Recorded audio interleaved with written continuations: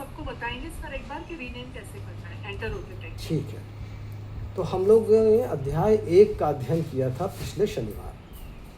सार रूप में हमें बताया गया उसमें जीवन एक धर्म क्षेत्र है। मेरी आवाज़ स्पष्ट है ना? पिछली बार कंप्लेंट आ रही थी कि नहीं है, बाकी लोग म्यूट कर लेंगे। थोड़ी कम आती है, पता नहीं क्यों कम आ रही है मतलब। अच्छा, मेरा नेटवर्क में तो कोई इशू नहीं है, मैं वैसे देख रहा हूँ नहीं, नेटवर्क। नेटवर्क इशू नहीं, आवाज़ थोड़ी सी कम है। हाँ, थोड़ी सी, अच्छा वो सिग्नल भी दे रहे हैं, ठीक है, इसका मतलब थोड़ी थोड़ी ठीक है, थोड़ी थोड़ी कम है। वॉल्यूम कम है मतलब। वो एक्चुअली क्या, जब अपने घर में गृहिणी के सामने बोलते हैं तो थोड़ा धीमा बोलते हैं तो इसलिए आवाज़ कम दब जाती है। ठीक है, लेकिन चलेगा, वो सम्मान भी ठीक है ना। हरे कृष्णा हरे कृष्णा। तो हम लोगों ने देखा जीवन एक धर्म क्षेत्र है, और धृतराष्ट्र वृत्ति जो राग द्वेष और मामका पर आधारित थी, आसक्ति पर आधारित थी, मोह पर आधारित थी, उसके दर्शन किए। दुर्योधन वृत्ति जो अपने स्वयं के पिंड प्राण पोषण पर आधारित है, उसके दर्शन किए। सॉरी सर, डिस्टर्ब कर रही हूँ। या चंद्ररेखा मैम आते हैं। चंद्ररेखा जी को कहें हाथ खड़ा कर दे तो मैं उनको को होस्ट बना दूंगा। हैंड करिए मैम। चंद्ररेखा जी और प्रभास जी अगर हैं तो हैंड रेज कर दें। चंद्ररेखा मैम तो दिखते हैं, प्रभास सर कोई बात नहीं, चंद्ररेखा अपना हाथ रेज कर दो, हाथ खड़ा करो हैंड रेज कर दीजिए आप, ताकि आपको को होस्ट बना दूंगा। प्रभास सर अगर आप भी हैं तो प्लीज हैंड रेज कर दीजिए। तो जीव को कल्याण के इच्छा से भगवान के पास जब आता है तो उसका विषाद प्रसाद बनता है, मताह ग्रह छोड़ना है। हम सबको पहला लेसन यही है कि हम गीता अध्ययन करने आ रहे हैं, अपने अपने मताग्रहों को छोड़ें। मैं बार बार अनुरोध कर रहा हूँ, अनावश्यक संदेश ना भेजें ग्रुप में, लेकिन हम मताग्रही हैं, भेजते हैं। संदेश जो आता है उसका पुश का पुश मतलब निकाल देते हैं। संदेश को समझकर हम लोग ये समझें, संदेश को ध्यान से पढ़ें। आप तक काफ़ी संदेश आते हैं। चंद्ररेखा जी हाथ खड़ा, हैंड रेज करिए ज़रा, ताकि मैं आपको होस्ट बना दूँ। हैंड रेज नहीं कर पा रहे, मैंने स्पॉटलाइट डाली सर, दिख रहे हैं क्या? अब हाँ, अब स्पॉटलाइट तो आगे हैंड रेज किया है उन्होंने, but why it is not appearing on to me.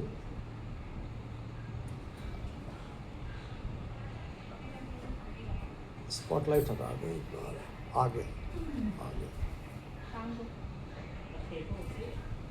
Spotlight के बाद वो हैंड रेज मुझे नज़र नहीं आ रहा। ठीक है चंद्ररेखा जी, अब आप को होस्ट हैं, अपने हिसाब से अपने म्यूट अनम्यूट कर लेंगे। जब भी प्रभास जी आएंगे तो आपको भी बनाएंगे।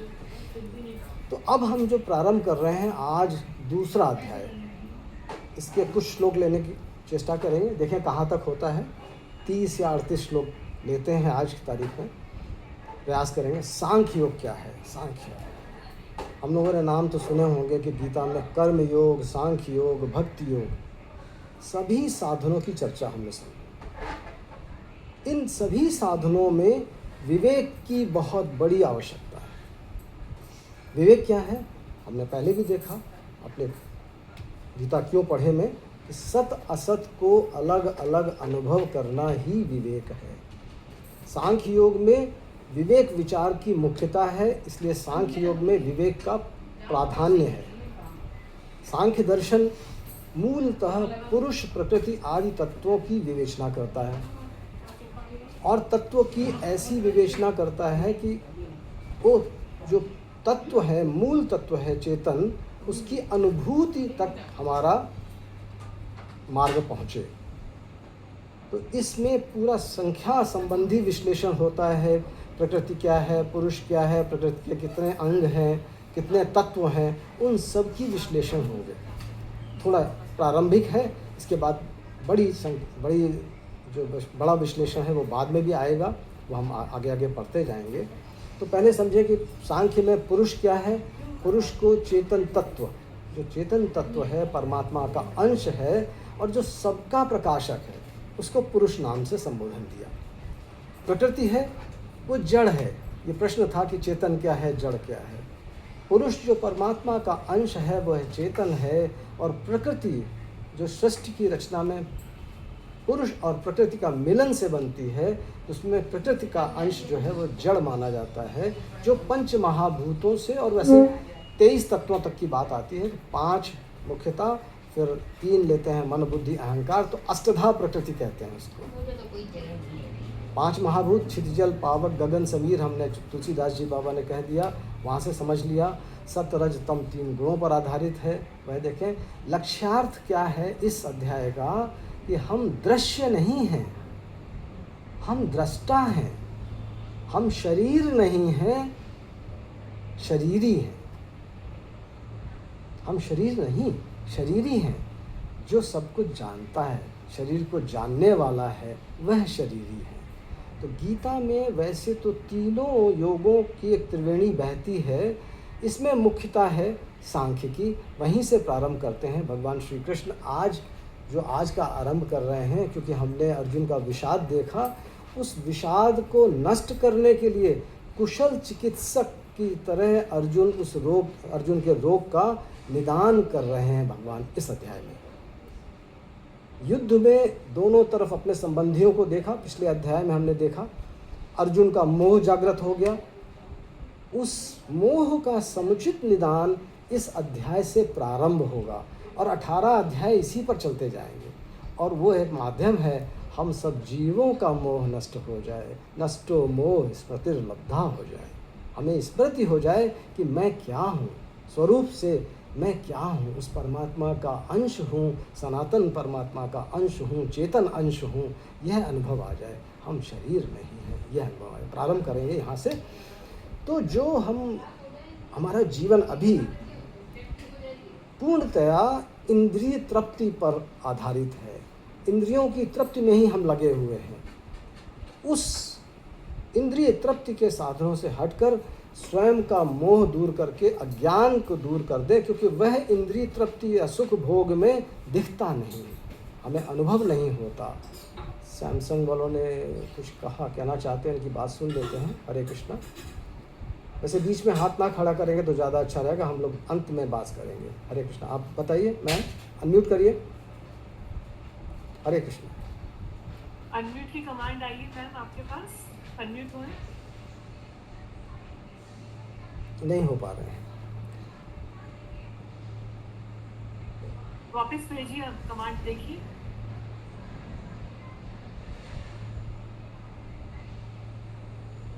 नहीं हो पा रहा है ना, कोई बात नहीं। नहीं हो पा रहा। हाँ, नाम ठीक है, आखिरी में देख लेंगे मैम। आपका अगर नेम चेंज करना है जी क्लास के एंड में कर लेंगे। तो आज अब प्रारंभ होता है संजय उवाच से। आज का अध्याय, दूसरा अध्याय संजय उवाच। पहला श्लोक संजय जी बोलते हैं। संजय का परिचय हो चुका है। संजय जी बोलते हैं, तम तथा कृपयाविष्टम अश्रुपूर्णा कुलेक्षणम विषीदंतमिदं वाक्यम उवाच मधुसूदना।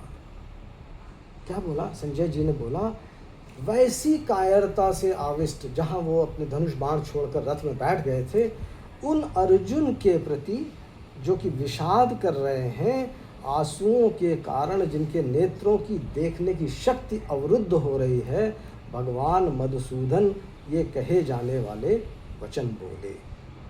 यह बोला संजय जी ने। अर्थ क्या है? अर्जुन जो युद्ध क्षेत्र में वीरता से आए थे, युद्ध क्षेत्र में प्रवेश किया था, और अब कायरता के दोष से शोकाविष्ट होकर रथ के मध्य भाग में बैठ गए। अर्जुन के इसी भाव की बात संजय प्रकट कर रहे हैं। अर्जुन की प्रतिज्ञा थी कि न दैन्यम न पलायनम। उसको छोड़कर अर्जुन किस दीनता से, कायरता से कृपया पर्याविष्ट होकर यहाँ बैठे हैं, और ऐसे हो गए हैं, इतने शूरवीर अर्जुन के भीतर ऐसा कौटुंबिक मोह छा गया कि नेत्रों में आंसू भर गए हैं। अश्रुपूर्णा कुलेक्षणम, इतने ज़्यादा भर गए कि नेत्रों से देख नहीं सकते। विषीदंतमिदं वाक्यम उवाच मधुसूदना। तो कायरता के कारण जो विषाद कर रहे अर्जुन, उनके प्रति भगवान मधुसूदन ने अगले 2 श्लोकों की बात है, वह कहे, 2 श्लोक कहे अर्जुन।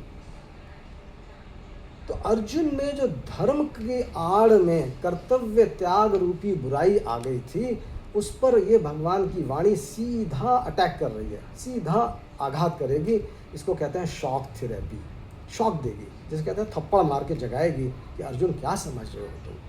अर्जुन का युद्ध से जो उपराम होने का निर्णय था, वह उस निर्णय में, अर्जुन के इस निर्णय में अर्जुन का ये शॉक थेरेपी खलबली मचा देगी, अर्जुन को अपने दोष का ज्ञान करा दे। हमें भी मोह ऐसा ही होता है, और कोई थप्पड़ पड़ता है तभी मोह हमारा टूटता है। तो ये अर्थ वाली वाणी भगवान कहने वाले हैं अर्जुन से, और तब कहते हैं जब अर्जुन शिष्यत्व लेंगे, हम लोग देखेंगे, मोहित व्यक्ति का मताग्रह इतना प्रबल होता है कि उसकी कोई उपदेश ग्रहण करने की मनस्थिति नहीं होती, वही अर्जुन की है। और संजय ने बड़े आदर से भगवान को मधुसूदन कह के आदर दिया है कि भगवान तो दैत्यों को मारने वाले हैं, दुष्टों का संहार करने वाले हैं। यहाँ भी जो दुष्ट स्वभाव के कौरव आदि का प्रतिनिधित्व कर रहे हैं दुर्योधन, उनका नाश हुए बिना रहेगा नहीं। मधुसूदन की याद करते हैं संजय। भगवान अर्जुन के प्रति कौन से वचन बोल रहे हैं, वह बात हम लोग 2 श्लोकों में पढ़ेंगे। श्री भगवान उवाच। पहले दूसरा श्लोक लेते हैं। कुतस्त्वाकश्मलमिदं विषमे समुपस्थितम अनार्य जुष्टम अस्वर्ग्यम अकीर्तिकरम अर्जुना। भगवान ने क्या बोला? अर्जुन, इस विषय पर तुम्हें यह कायरता कहाँ से प्राप्त हुई जिसका कि श्रेष्ठ पुरुष सेवन नहीं करते, जो स्वर्ग देने वाली नहीं और कीर्ति भी करने वाली नहीं। तो तुम्हारा क्या अभीष्ट है अर्जुन? ये कश्मल कहाँ से आया? इस विषम अवसर पर कहाँ से आ गया? कायरता कहाँ से आ गई? भगवान बोले। भगवान हम कह रहे हैं ना, तो वो भगवान क्या है? भगवान वह है जिसमें 6 निधियाँ हैं। समग्र ऐश्वर्य है, धर्म है, यश है, श्री है, ज्ञान है, वैराग्य है। इसलिए कहा भगवान बोले। अर्जुन संबोधन भी बहुत विशिष्ट है। अर्जुन का संबोधन इसलिए कि तुम बड़े स्वच्छ निर्मल अंतःकरण वाले हो, तुम्हारे स्वभाव में यह कलुष नहीं आना चाहिए, ये कायरता नहीं आनी चाहिए, ये तुम्हारे स्वभाव के विपरीत है। अर्जुन का अर्थ ही होता है उज्ज्वल, सफ़ेद, चमकदार, चांदी की तरह चमकदार, साफ, स्पष्ट। तो जैसे शुद्ध बोर्ड, वाइट बोर्ड होता है, उसमें थोड़ा सा भी स्पॉट नज़र आता है, अर्जुन की छोटी सी कमी भी बड़ी नज़र आ रही है। तो कहते हैं भगवान, कुतस्त्वाकश्मलमिदं विषमे सम उपस्थितम्। आश्चर्य है भगवान को, युद्ध के मौके पर जहाँ तुमको शूरवीरता दिखानी है, उत्साह दिखाना है, ये बेमौके तुम में कायरता आ गई। भगवान का जो आश्चर्यपूर्वक बोलना है यहाँ अर्जुन को चेतावनी देने के लिए है, जिससे अर्जुन का ध्यान अपने कर्तव्य कर्म पर चला जाए। तो कहाँ से आया? मतलब ये कायरता तुम में है नहीं, आगंतुक है, जो सदा रहने वाली नहीं, आ गई है। और ऐसे आ गई है, ऐसे आ गई कायरता कि तुम्हारे भावों वचनों में ही नहीं, तुम्हारी क्रियाओं को भी इफ़ेक्ट कर रही है, तुम्हारी क्रियाओं पर भी पहुंच गई है, तुम पर अच्छी तरह से छा गई है। सम उपस्थितम हो गई, उपस्थित ही नहीं हुई है, समरूप से छा गई है। इसके कारण तुम धनुष बाण छोड़कर रथ के मध्य भाग में बैठ गए हो। ये जो कार्य है, ये तुम्हारे लिए कहा गया अनार्य जुष्टम है, न आर्य जुष्टम। आर्य लोग नहीं ऐसा करते, समझदारों को आर्य कहा जाता है। अपने कल्याण को उद्देश्य के लिए जो काम करते हैं वे आर्य हैं। तुम में जो कायरता आ गई है वह कल्याणकारी नहीं है, उसको कोई श्रेष्ठ आर्य स्वीकार नहीं करता। कल्याण चाहने वाला श्रेष्ठ जो होता है, वो प्रवृत्ति में या निवृत्ति में, दोनों में उसका उद्देश्य एक ही रहता है। लगेगा या नहीं लगेगा, उद्देश्य एक है कि मेरा कल्याण होना चाहिए। आत्मकल्याण की बात है। कर्तव्य के प्रति कायरता कैसे उत्पन्न हुई? आर्य हो तुम, परिस्थिति के अनुसार जो आज मुझे कर्तव्य कर्म प्राप्त हुआ है, आपको सुनने का कर्तव्य मिला, मुझे बोलने का कर्तव्य मिला, उसे उत्साह से, तत्परता से सांगोपांग करना है। अब 15 मिनट हो गए हैं, लेकिन हमारे तत्परता में साधक अभी 101 आए हैं 175 साधकों में से। अर्जुन की बात, अर्जुन को जो भाव कह रहे हैं भगवान कि अपने कर्तव्य कर्म की उपेक्षा करके हम यह जीवन अनार्य जुष्ट समझदार श्रेष्ठ मनुष्यों में भी शामिल नहीं होंगे। और दूसरी बात कहा कि धर्म का चलना आर्य का स्वभाव, और अधर्म का सक्रिय प्रतिकार करना वह भी आर्य का स्वभाव। जो धर्म कि आड़ में अधर्म की बात अर्जुन कर रहा है कि मैं युद्ध नहीं करूँगा, उसको लक्ष्य करके। आर्य ऐसा नहीं करते। और ये तेरी बात जो है कल्याण की बात चलो सामने न रखें, सांसारिक दृष्टि से देखें, संसार में रहने वाले परोपकारी लोग स्वर्ग की कल्पना करते हैं कि स्वर्ग मिलेगा मेरे कार्यों से, तो यह कायरता तुम्हारी स्वर्ग देने वाली भी नहीं है, अस्वर्गम है। कायरता पूर्वक अगर तुम युद्ध से निवृत्त होगे तो फल में स्वर्ग नहीं मिलेगा। अच्छा, तीसरी बात कहते हैं अकीर्ति कर्म। चलो स्वर्ग प्राप्ति का भी लक्ष्य तुम्हारा नहीं होगा, तो एक साधारण मनुष्य किसके लिए काम करता है कि लोग मेरा यश करें, मुझे अच्छी भाव में याद करें।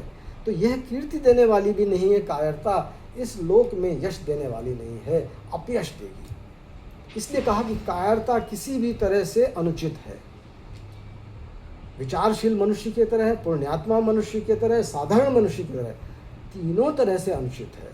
सावधान कर रहे हैं अर्जुन कि मोह के कारण तुम्हारा जो युद्ध न करने का निश्चय है बहुत तुच्छ है, तुम्हारा पतन करने वाला है, तुम्हें नरकों में ले जाने वाला है और तुम्हारा अपयश करने वाला है।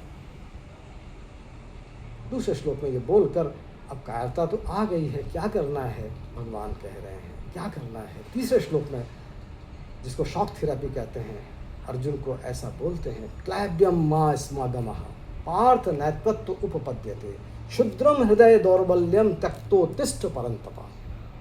आनंदन अर्जुन, इस नपुंसकता को मत प्राप्त हो, क्योंकि तुम्हारे में यह उचित नहीं है। हृदय की इस तुच्छ दुर्बलता का त्याग करके युद्ध के लिए खड़े हो जाओ, युद्ध के लिए तत्परता से खड़े हो जाओ। और अर्जुन को माता कुंती की याद दिला रहे हैं। पार्थ कह रहे हैं, प्रथा के पुत्र हैं, अर्जुन के अंतःकरण में क्षत्रियोचित वीरता का भाव जागृत हो जाए। अरे तुम क्षत्राणी कुंती के पुत्र हो, तुमने कायरता कैसे आ गई? तुम तो माता की आज्ञा से यहाँ आए हो युद्ध के क्षेत्र में। माँ ने कहा था, एताद धनंजयो वाच्यो नित्यो दुक्तो व्रकोदरा यदार्थम क्षत्रिया सूते तस्य कालो अयम आगता। वह काल आ गया जिसके लिए क्षत्रिय माताएं अपने पुत्रों को जनती हैं, पुत्र पैदा करती हैं। क्षत्रिय माता पुत्र उत्पन्न करती है, अब उसका समय आ गया। यह अर्जुन से और वृकोदर भीम से कहना, यह संदेश है माँ का। तो इस नपुंसकता को मत प्राप्त हो। क्लैब्यम माँ स्मागम, इसमें नहा जाओ। माँ मतलब नहीं जाना है। अर्जुन कायरता के कारण युद्ध करने में अधर्म मान रहे और युद्ध न करने को धर्म मान रहे। पहले अध्याय में देखा, अर्जुन को चेतावनी है भगवान की कि युद्ध ना करना धर्म की बात नहीं, यह तो नपुंसकता है, क्लैब्य है। इस नपुंसकता को तुम छोड़ो। अब अर्जुन का यहाँ पे जो द्वंद्व है, प्रवृत्ति और निवृत्ति दोनों के स्वरूप को नहीं समझ पाने के कारण है। और मोह इसी कारण है कि प्रवृत्ति करूं या निवृत्ति हो, कौन सा रास्ता मेरे लिए कल्याणकारी है, यह नहीं समझ पा रहे हैं। इस स्थिति को पुस्तक में लिखा है कि अन्योन्य अध्यास कहते हैं। अलग अलग विचारों या वस्तुओं में भ्रम करना, जैसे पुरुष प्रकृति में भ्रम करना, सत क्या है असत क्या है उसमें भ्रम करना, भी इस पर बहुत अच्छी चर्चा करेंगे। आत्मा अनात्मा में भ्रम करना, धर्म क्या है अधर्म क्या है, अलग अलग न जानना, इसको कहते हैं अन्योन्य अध्यास। अन्योन्य अध्यास, अलग अलग विचार में। तो धर्म अधर्म में ऐसा निर्णय न कर पाना कि मेरा कौन सा मार्ग धर्म पर होगा। उसको कहा आगे कि अगर दया भाव से ये कर रहे हो तो यह जो दया भाव है धर्म सांकर्य कहलाता है। दुष्ट का प्रतिकार न करना कि अरे उसमें भी आत्मा वही है जो भगवान में है, यह धर्म का संकीर्ण रूप है। अन्याय अत्याचार का विरोध करना धर्म है, उसको सहना धर्म नहीं है। यह अर्जुन को कह रहे हैं, तुम्हारे में ये उचित नहीं है। ये तुम में ये जो आया है क्लैव्य नपुंसकता, तुम कुंती जैसे माँ के पुत्र हो, तुम्हारी जन्म से प्रकृति के अनुसार भी यह नहीं आनी चाहिए तुम में। और तुम तो परंतप हो, स्वयं परंतप हो, शत्रुओं को तपाने वाले, भगाने वाले परंतप हो। युद्ध से विमुख होकर अपने शत्रुओं को हर्षित करोगे। जो तुम्हारे डर से रहते हैं उनको तुम खुशी दोगे कि चलो अर्जुन भाग गया, बड़ा वीर बनता था। और तप की बात वह भी है कि मन और इंद्रियों को एक में लगाना ही तप है, परम तप है। राग द्वेष को हटाकर स्वरूप को देखना, अभी अर्जुन की दृष्टि स्वरूप पर नहीं है, शरीर पर है। इन सब शरीरों का नाश हो जाएगा, उसको ही नष्ट करना है। द्वैत को मिटाकर परम मिटाना है, परम तप है। सामर्थ्यवान परम पिता का अंश हैं हम, यह अनुभव करना परम तप है। जो सामर्थ्यवान परम पिता के अंश होकर अगर कोई दुर्बलता आ गई है तो ये आगंतुक दोष है, इसको निकालना है। बहुत सुंदर बात कह के भगवान, तुम जो कह रहे हो ना कि तुम धर्मात्मा हो इसलिए युद्ध रूपी पाप नहीं करना चाहते, ये धर्मात्मापना नहीं है, यह तुम्हारी दुर्बलता है, कमजोरी है। इसको त्याग करो और युद्ध के लिए खड़े हो जाओ, अपने कर्तव्य का पालन करो, क्योंकि इस समय उपस्थित जो युद्ध रूपी कर्तव्य कर्म है वही तुम्हारा कर्तव्य कर्म है। तब भगवान कहते हैं उठो, खड़े हो जाओ और युद्ध रूप कर्तव्य का पालन करो। भगवान के मन में जरा सा भी संदेह नहीं है कि ये करेगा कि वो नहीं करेगा। स्पष्ट आदेश है, अर्जुन के लिए युद्ध करना ही कर्तव्य है। और तब कहते हैं खड़े हो जाओ और युद्ध करो। पहले अध्याय में हमने देखा है कि अर्जुन बहुत सारी दलीलें देते हैं, वर्ण संकरता और अपने पूज्यों को कैसे करेंगे, इन सब के खिलाफ कैसे खड़े होंगे, हमारा कुटुंब का नाश हो जाएगा, कुल का नाश हो जाएगा। बहुत सारी युक्तियाँ देते हैं और अब भी भगवान ने क्लैव्य कह दिया, समाधान नहीं मिला अर्जुन को। तो जैसे हम मताग्रही होते हैं, हमें तो यही अच्छा लग रहा है, तो शुतुरमुर्ग नीति पर चल रहे हैं जैसे अर्जुन। परिस्थिति जो आई है उससे भागना चाहते हैं। परिस्थितियों का सामना करना उपाय है, भागना उपाय नहीं है। डर के आगे जीत है, या कहें मोह के अंधकार जब हट जाए तो ज्ञान का प्रकाश है उसके आगे। मोह का अंधकार हटाना है और ज्ञान के प्रकाश की तरफ जाना है, जो हमारा लक्ष्य होना चाहिए। अर्जुन क्या कह रहे हैं भगवान को, एक तरह से भगवान ने जो वाणी कही है उनके हृदय पर आघात कर रही है, शॉक थेरेपी ही है। अब वो अपने मताग्रह के कारण फिर भी अपने निर्णय की रक्षा कर रहे हैं। कथम भीष्म महम संख्ये द्रोणम च मधुसूदन इशु भी प्रतियोत्स्यामि पूजार्हा वर अरिसूदना। इनकी तो पूजा करने योग्य हैं, और आप कह रहे हो मधुसूदन मैं रणभूमि में भीष्म और द्रोण के साथ बाणों से युद्ध करूं, उनका हनन करूं। ये मधुसूदन आप हैं, अरिसूदन आप हैं, आप तो शत्रुओं को मारते हैं, दुष्ट स्वभाव वालों को मारते हैं, अधर्म आचरण करने वालों को मारते हैं। जो हमसे आप अपेक्षा कर रहे हैं वो कह रहे हैं कि मैं अपने पितामह भीष्म को मारूं, अपने गुरु द्रोण को मारूं। वे तो आचरणों में बहुत श्रेष्ठ हैं, मेरे पर स्नेह रखने वाले हैं। इन विद्या गुरु को, इन दादा को मैं कैसे मारूं? मेरे सम्मुख तो बड़ा कष्टकारी समय है, उपस्थित है। भगवान की कृपा देखिए, भगवान जब दुष्टों का भी दमन करते हैं तो भी करुणा से करते हैं। जैसे महिषासुर मर्दिनी का बहुत सुंदर उल्लेख है पुस्तक में कि जब वो महिषासुर का संहार कर रही होती हैं तब भी उनके होठों पर हंसी और आँखों में दया भाव है, जिसकी चित्रकार बड़ी रचना करते हैं। और बंगाल में दुर्गा पूजा में उसके बड़ी सुंदर सुंदर चित्र बनाए जाते हैं। चित्ते क्षमा समर निष्ठुरता, ऐसा भाव, चित्त में पूर्ण क्षमा, समर में कोई कमी नहीं, पूरी निष्ठुरता से समर करती है। ऐसी समता भगवान कह रहे हैं अर्जुन को लाना है, अर्जुन को सिखाने वाले हैं। आगे हम सीखेंगे वही समता में हमको, जब वो कहेंगे जया जयो लाभा लाभो। अर्जुन भगवान के दूसरा श्लोक था कि कुतस्त्वा कश्मलमिदम, उसका उत्तर दिया उन्होंने कि ये रणभूमि में भीष्म और द्रोण के साथ कहो मैं कैसे युद्ध करूं। ये कहा कथम भीष्म महम संख्ये द्रोणम च, तो मैं कायरता से विमुख नहीं हो रहा हूँ, धर्म को देखकर युद्ध से विमुख हो रहा हूँ कि मैं अपने पूज्यों के ऊपर कैसे वार करूँ। ये मेरी वह अर्जुन की एक और दलील है। मैं मरने से नहीं डर रहा हूँ, क्योंकि कायरता तो तब कहते जब मैं मरने से डरता, मैं तो मारने से डर रहा हूँ, मैं तो अपना जीवन भी उत्सर्ग करने को तैयार हूँ। ये बात कह के अर्जुन अपनी बात को समाप्त करते हैं, अपने मताग्रह को फिर से प्रकट करते हैं। अर्जुन ने जो उत्तेजित होकर भगवान से निर्णय कहा, अगले श्लोक में अर्जुन को लगा मैंने कुछ ज़्यादा कह दिया।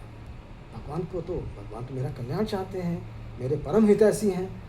तो भगवत वाणी का जो भगवान ने क्लैव्य कह के उनको अनुशासन दिया था, उसका असर अब होता है, जिसको वो अगले श्लोक में व्यक्त करते हैं 5वें श्लोक में। गुरुन् हत्वा ही महानुभावान श्रेयो भोक्तुम भैक्षम अपि लोके हत्वार्थ कामांस्तु गुरु निहैव भुंजीय भोगान रुधिर प्रदीप्तान। एक सरल भाव से कहते हैं, महान भाव, गुरुजनों को न मारकर इस लोक में मैं भिक्षा का अन्न खाना श्रेष्ठ नहीं समझता। भिक्षा खा के मैं जीवन गुजार लूँगा, लेकिन मैं मारना श्रेष्ठ नहीं समझता। गुरुजनों को मारकर उस रक्त से सने हुए धन की कामना की मुख्यता वाले भोगों को भोगने की मेरी कोई इच्छा नहीं है। भगवान ऐसा भगवान को कहते हैं कि दूसरे तीसरे श्लोक में जो भगवान ने कहा उसका असर हुआ, लेकिन अपने मताग्रह पर दृढ़ हैं। अर्जुन को तो भगवान ने बिना किसी संदेह के युद्ध के लिए आज्ञा दी है, तो ऐसा तो नहीं कि मेरी समझ में कुछ भूल हुई है, मैं अपनी बात और अच्छी तरह से बता दूं भगवान को, मेरी बात समझे नहीं भगवान, ऐसा अर्जुन को लगा। तो अच्छी तरह से कहने के लिए उन्होंने ये कहा कि मैं भिक्षा मांगकर अपना निर्वाह करना पसंद करूंगा, अपने गुरुजनों को मारना पसंद नहीं करूंगा।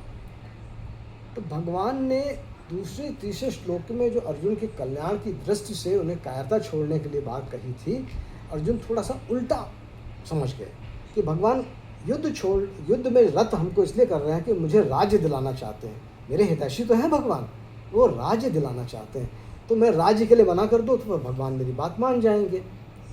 तो यह जो दृष्टि है अर्जुन की, हमारा प्रतिनिधित्व कर रहे हैं, ये हम जैसे भौतिक दृष्टि रखने वाले की दृष्टि है। हम जैसे भौतिक दृष्टि में जो रहने वाले मनुष्य हैं, कल्याण की बात, आत्म कल्याण की बात तो सोच ही नहीं सकते। भौतिक पदार्थों की ओर ही हमारी दृष्टि रहती है।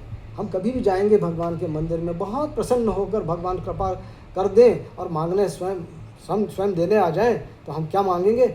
ये पदार्थ दे दो, ये पदार्थ दे दो। भौतिक पदार्थों की ओर ही हमारी दृष्टि है, आध्यात्मिक दृष्टि जागृत नहीं है। अर्जुन भी चूंकि हमारा रोल प्ले कर रहे हैं, उनकी दृष्टि भी शरीर पर है, भौतिक पदार्थों पर है, कुटुंब पर है। ममता में फंसकर धर्म का भौतिक दृष्टि से आकलन कर रहे हैं, धर्म को भौतिक दृष्टि से देख रहे हैं। तो विलक्षण आध्यात्मिक दृष्टि का अभी अभाव है, उस तरफ ध्यान ही नहीं है। और चूंकि भौतिक दृष्टि है, तो उनकी दृष्टि में आ ही नहीं रहा कि भगवान युद्ध कराकर मुझे राज दिलाना चाहते न हैं, ऐसी बात नहीं है। वास्तव में भगवान कल्याण चाहते हैं, उनके साथ मानव जाति का कल्याण चाहते हैं। कि जो अनाचार हो रहा है उसका प्रतिरोध कर रहा है। अर्जुन का भाव बड़ा उच्च कोटि का रहा है। पहले अध्याय में देखा कि दुर्योधन आदि तो धर्म को नहीं जानते, लेकिन हम तो जानते हैं, वे धन के राज्य के लोभ में ऐसा कर सकते हैं, हम ऐसा ना करें। इसलिए अर्जुन कहते हैं कि अगर मैं आपकी आज्ञा के अनुसार युद्ध करूं, तो परिणाम में गुरुजनों को मारूं और राज्य का लोभ मुझे बुरा दिख रहा है, ये बुराई है, ऐसा लग रहा है मुझे। तो भगवान ने जो बात कही, सबसे विशिष्ट बात यहाँ अर्जुन की जो आती है, और हम सब भी अपने जीवन में देखें कि जो बुराई के रूप में आती है, उसको मिटाना तो बड़ा सुगम होता है, लेकिन जो बुराई, कर्तव्य छोड़ने की बुराई अर्जुन में अच्छाई के रूप में आई है, उसको मिटाना बड़ा कठिन हो रहा है भगवान के लिए भी। अर्जुन की मान्यता है कि युद्ध रूपी कर्तव्य कर्म करना बुराई है, और युद्ध नहीं करेंगे तो भलाई है। तो क्या समझ रहे हैं कि हिंसा त्याग कर दूं, धर्म का काम होगा, वह भलाई का काम होगा। कर्तव्य त्याग रूपी बुराई की तरफ उनका दृष्टि नहीं है उनकी, क्योंकि वह अभी भी हिंसा से हो रहे शरीरों की नाश की तरफ उनकी दृष्टि है। इस बुराई को मिटाने में भगवान को जोर आ रहा है। यह हम सब मानव की बुराई है। धर्म का गलत आकलन करना है। अर्जुन का संशय अज्ञान के कारण है।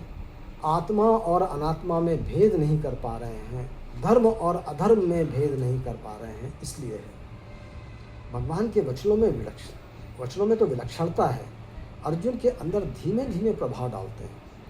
अर्जुन अपनी बात कहते जा रहे हैं और भगवान के वचनों को सुनते भी जा रहे हैं, गुनते जा रहे हैं। अब छठे श्लोक में जो बात कहते हैं वह सुने, और अच्छी बात है। अपने तर्क को थोड़ा सा और तराश कर बड़े प्यार से डिप्लोमेटिकली रख लें। न चैतद्विन कतरन्नो गरीयो यद्वा जयेम यदि वा नो जयेयुः यानेव हत्वा न जिजीविषाम स्तैव स्थिता प्रमुखे धार्तराष्ट्रा। हम यह भी नहीं जानते भगवान कि हम लोगों के लिए युद्ध करना और ना करना कौन सा श्रेष्ठ है। हमें इसका तो पता नहीं है कि हम जीतेंगे कि वे जीतेंगे। जिनको मारकर हम जीना भी नहीं चाहते, वही तो हमारे संबंधी सामने खड़े हैं। एक और दलील अर्जुन प्रस्तुत करते हैं।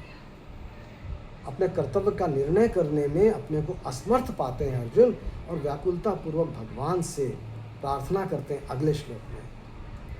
सबसे अच्छी बात यही है अर्जुन की, बहुत सुंदर बात है कि अर्जुन समस्त मोह के बीच अपनी मन बुद्धि से अधिक महत्ता, विश्वास भगवान को देते हैं। इसलिए तो बार बार अनुरोध कर रहे हैं, अपने स्वभाव की कमी स्वीकार करना अब शुरू करेंगे अगले श्लोक के। यहाँ गीता का एंट्री पॉइंट कहते हैं। हम यहाँ मताग्रह थोड़ा उनका दबता है। ये हमारे लिए भी संदेश है, किसी साधक या साधिका ने डाला था कि श्लोकों का संदेश भी बताते जाएं क्या है। ये हमारे लिए भी संदेश है कि मताग्रह को छोड़कर गीता अध्ययन करें। मताग्रह को छोड़कर जो डिस्कशन हो रहा है, जो संवाद हो रहा है, उसको सुनें। बहुत सुंदर वर्णन है और ये बहुत प्रमुख श्लोक है, 7वां श्लोक। कार्पण्य दोषोपहत स्वभावा प्रक्षामि त्वां धर्म सम्मूढ़ चेता यक्षे आस्यान्निशितं ब्रूहि तन्मे शिष्यते हम शाधि मां त्वां प्रपन्नम। अर्जुन शरण में आ रहे हैं भगवान की। मैं शिष्य हूँ, कायरता रूपी दोष से तिरस्कृत स्वभाव वाला, धर्म के विषय में मोहित अंतःकरण वाला।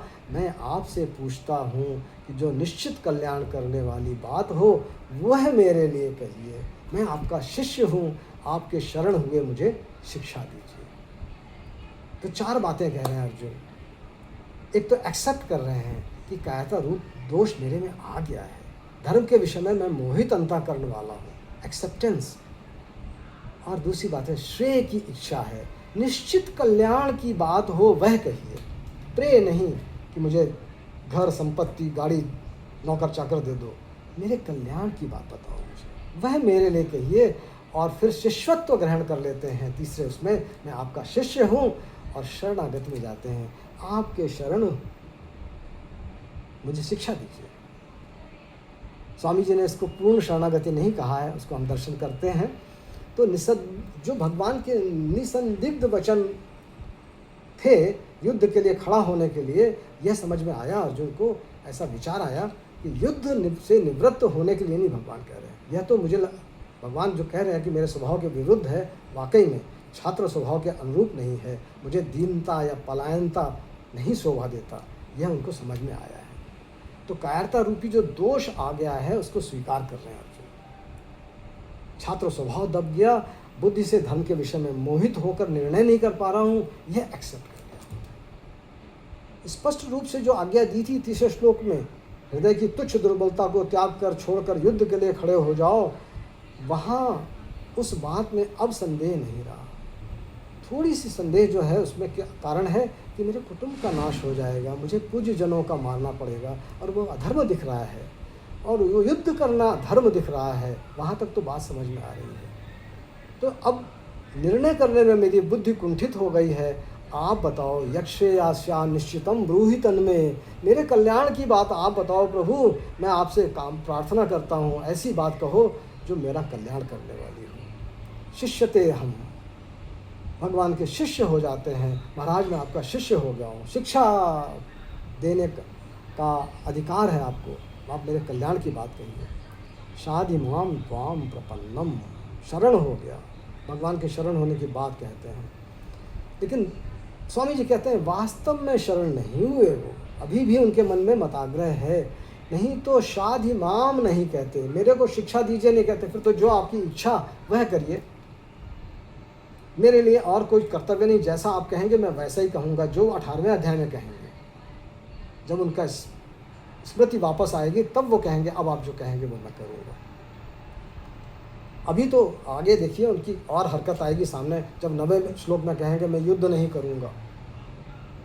शरणागत होने के बाद भी अभी जो मताग्रह है, अपने मन में अहंकार है, भाव है, मैं नहीं करूँगा, मैं नहीं करूँगा, क्या नहीं करूँगा, यह अभी भी कह रहे हैं, शरणागति कह रहे हैं। तो स्वामी जी ने कहा ये शरणागति अभी अधूरी है, ये शरणागति अभी पूरी नहीं हुई।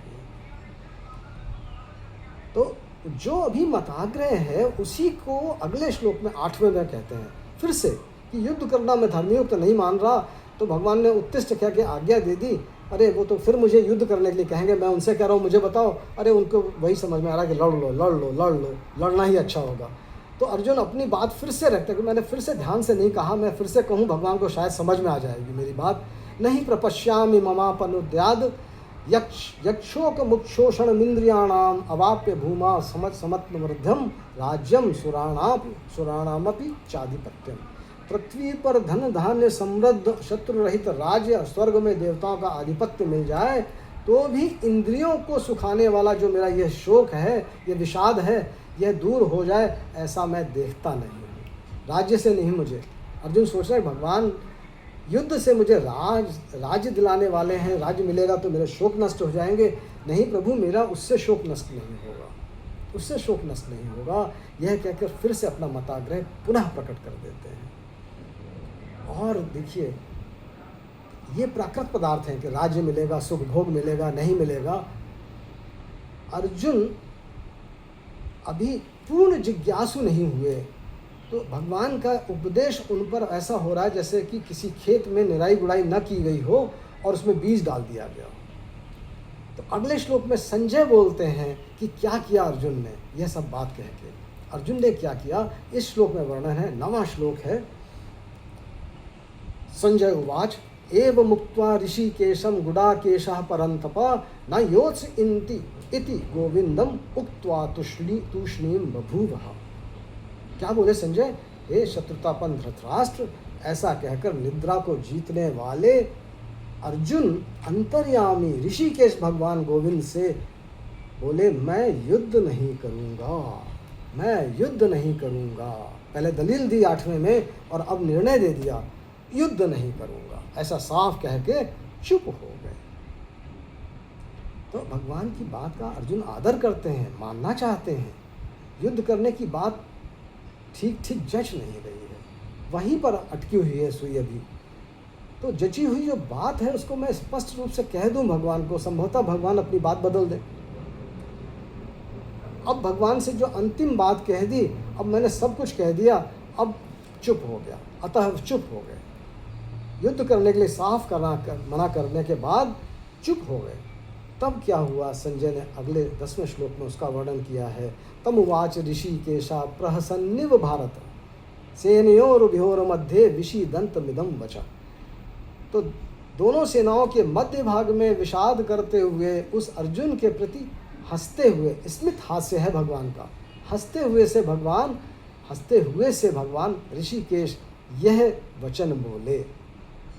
हंसते हुए से भगवान प्रहसन, विशेषता से हंसने को कहते हैं प्रहसन इव, प्रसन्निव, प्रसन्न जैसा, हंसता हुआ सा। जैसे कुछ विशेषता से भगवान हंसे कि अर्जुन के भाव बदल रहे हैं। पहले युद्ध करने का भाव दिखाया था जब आए थे गांडीव उठाकर, फिर विषाद में बदल गया। भगवान अब देख रहे हैं कि अब मेरे से शरण मांग ली, फिर कहते हैं मेरे को शिक्षा दीजिए, मैं युद्ध करूं ना करूं, मेरे को क्या करना चाहिए वह बताइए। और मेरे कुछ बिना बोले ही अपनी तरफ से निर्णय भी दे दिया कि मैं युद्ध नहीं करूंगा। तो भगवान को इस अर्जुन की स्थिति पर, कृपावान भगवान को, करुणावान भगवान को अपने दोस्त पर, अपने सखा पर, अपने प्रिय अर्जुन पर स्मित हास्य आ गया। प्रहसन्निव, प्रहसन के तरह हंसते हुए, जोर से हंसी आई भगवान को, लेकिन मुस्कुरा कर बोले। हम जीवों की मूर्खता पर भगवान इसी प्रेम से मुस्कुराते होंगे, यह इसका लक्ष्यार्थ है। हम भी बहुत बड़ी बड़ी मूर्खताएं करते हैं और सोचते हैं हम बड़े चतुर सुजान हैं, भगवान को नहीं पता चलेगा। भगवान को सब पता है। You are under surveillance of a very strong camera, आप उनके कैमरे की नज़र में हैं। अर्जुन ने कह तो दिया मैं युद्ध नहीं करूँगा, भगवान को भी कह देना चाहिए था जो बात 63 में कहते हैं, सब कुछ बताने के बाद कहते हैं, लेकिन अभी वो अज्ञानी है। अर्जुन नहीं कहते, अर्जुन को भगवान नहीं कहते। 63 में कहते हैं यथेच्छसि तथा कुरु, जैसा तेरी इच्छा वैसा कर, यहाँ भी कह देना चाहिए था। तो भगवान क्या समझ रहे हैं कि यह मेरा सखा, ये मेरा प्रिय चिंता शोक से विकल है। जैसे मनुष्य हो जाता है वही है, विकलता है, अपने कर्तव्य का निर्णय नहीं कर पाता मनुष्य, उसी का रोल प्ले कर रहे हैं अर्जुन, वह भी नहीं कुछ कर पा रहा है और कुछ का कुछ बोलता है। जब वह दबाव में होता है तो निर्णय नहीं कर पाने की अवस्था में कुछ का कुछ बोलता रहता है। तो भगवान के हृदय में अर्जुन के प्रति बहुत स्नेह और बड़ी कृपा उमड़ रही है। ऐसी स्थिति देखकर भगवान हम पर भी कृपा करते हैं, हमारी स्थितियाँ वैसी देते हैं कि हमको सावधान क्लैव्य कहने की आवश्यकता ना पड़े, और कहीं से कुछ थोड़ी सी चेतावनी देने की आवश्यकता पड़ जाए तो चेतावनी देकर भी हमको जगाते हैं। वचन मात्र से भी भगवान के शरण जो हो जाता है, भगवान उसको पूर्णतया स्वीकार कर लेते हैं। आप आधी दूर चलो, भगवान पूरी दूर दौड़े आते हैं। ऋषिकेश कहने का तात्पर्य भी यही है कि भगवान अंतर्यामी हैं, हमारे भाव को समझते हैं। जो हमारी बात मन में गुजर रही है, होती है, ये बहुत अच्छी बात है कि सिर्फ भगवान समझते हैं और हमारे साथ रहने वाले नहीं समझते, वरना रोज़ जूतम पैजार हो जाती। जो सोचते और वो लोगों को पता चल जाता तो बड़ी मुश्किल हो जाती है। तो भगवान ने अपने पास रखा है कि चलो मुझे तो पता है, मैं तुमको वैसी स्थिति दूंगा कि तुम्हारा कल्याण हो जाए। तो भगवान बड़े कृपालु हैं, हमारी आधी अधूरी शरणागति को भी स्वीकार कर लेते हैं। उसी तरह से शोकाविष्ट जो अर्जुन हैं, उनको अब शोक निवृत्ति का उपदेश देने के लिए अगला प्रकरण प्रारंभ करते हैं। यह प्रकरण बहुत विशिष्ट है, इसको हम सांख्य योग कहते हैं। दूसरे अध्याय का 11वां श्लोक से लेकर 30वें श्लोक तक लगातार भगवान सांख्य का वर्णन करते हैं। बहुत सुंदर वर्णन है। थोड़ा थोड़ा समझते हैं, जो ना समझ में आज चर्चा करेंगे, और आगे भी चूँकि सांख्य योग पूरी गीता में चलता रहेगा, उसके बारे में लगातार बात करते रहेंगे। यह आधारशिला है, यहाँ सांख्य से, ब्रह्म विद्या जिसे कहते हैं, वहाँ से बात करें। अर्जुन के शोक का और मोह का सदा के लिए नाश हो जाए, ऐसे उद्देश्य लेके भगवान अब बात शुरू करते हैं। तब वो विवेचना करते हैं नित्य क्या है, अनित्य क्या है। 11वें श्लोक से लेके उपदेश शुरू होता है अशोच्यान से, और यह उपदेश भगवान का जो गीता का उपदेश है, संवाद प्रारंभ हुआ था अध्याय 1 से। वहाँ के बाद जहाँ पर वो अर्जुन युद्ध क्षेत्र में अपनी सेनाओं के बीच में रथ खड़ा करने की बात करते हैं, वहाँ संवाद प्रारंभ हुआ। यहाँ गीता प्रारंभ हो रही है 11वें श्लोक से। गीता का प्रारंभ भगवान ब्रह्म विद्या से करते हैं, क्योंकि जहाँ गांठ है वहीं से खोलना पड़ेगा। यही तो गांठ है, समझ में आ जाए कि हम अलग हैं, दृष्टा हैं, शरीर नहीं हैं, शरीरी हैं, यह समझ में आ जाए। तो भगवान ने अपनी बात कहना शुरू किया। श्री भगवान उवाच अशोच्यान अनवशोचस्त्वं प्रज्ञावादांश्च भाषसे गतासून अगतासूंश्च नानुशोचन्ति पंडिता। तुमने शोक न करने योग्य का शोक किया है। अशोक जो शोक कर रहे हो वो न शोक करने योग्य का किया है, और पंडिताई की बातें कर रहे हो। जिनके प्राण चले गए हैं उनके लिए गतासून, और जिनके प्राण नहीं गए हैं अगतासून, उनके लिए पंडित लोग शोक नहीं करते। ये वेदांत की बात है। 11 से 30 तक हम वेदांत का वर्णन सुनेंगे। मनुष्य को शोक होता कब है, यह समझें। जब संसार के प्राणी पदार्थों में जो हमारे सम्मुख हैं सृष्टि में, यह 2 विभाग करके देखता है, ये मेरे हैं और ये मेरे नहीं हैं। ये मेरे वर्ण के हैं, ये मेरे वर्ण के नहीं हैं। ये मेरे दोस्त हैं, ये मेरे साथ के हैं, पक्ष के हैं, ये मेरे पक्ष के नहीं हैं। जो पक्ष के हैं उनमें ममता, कामना, प्रियता, आसक्ति, और जो नहीं है पक्ष के उनसे द्वेष। तो ये ममता, कामना आदि से जो पैदा हो रहा है, यह अनर्थ है। इसी के कारण सारी चिंताएं, भय, उद्वेग, हलचल, संताप आदि है। धृतराष्ट्र के रूप में हमने सबसे पहले दर्शन किए थे, मामका के रूप में। पांडु के पुत्रों और मेरे पुत्रों ने क्या किया, यह बात सुनी थी। धृतराष्ट्र का मोह अपने पुत्रों में बहुत था। जो ममता वहाँ धृतराष्ट्र की थी, ममता अर्जुन में भी है, लेकिन ममता अर्जुन की थोड़ी विशाल है। वो सभी को स्वजन कह रहे हैं। जो कौरव पांडव जितने भी योद्धा हैं उनको स्वजन कह रहे हैं। तो अर्जुन की संपूर्ण कुरुवंशियों में ममता। इस शोक को मिटाने के लिए अर्जुन को भगवान ये गीता का उपदेश प्रारंभ कर रहे हैं कि ये शोक की वस्तु नहीं है।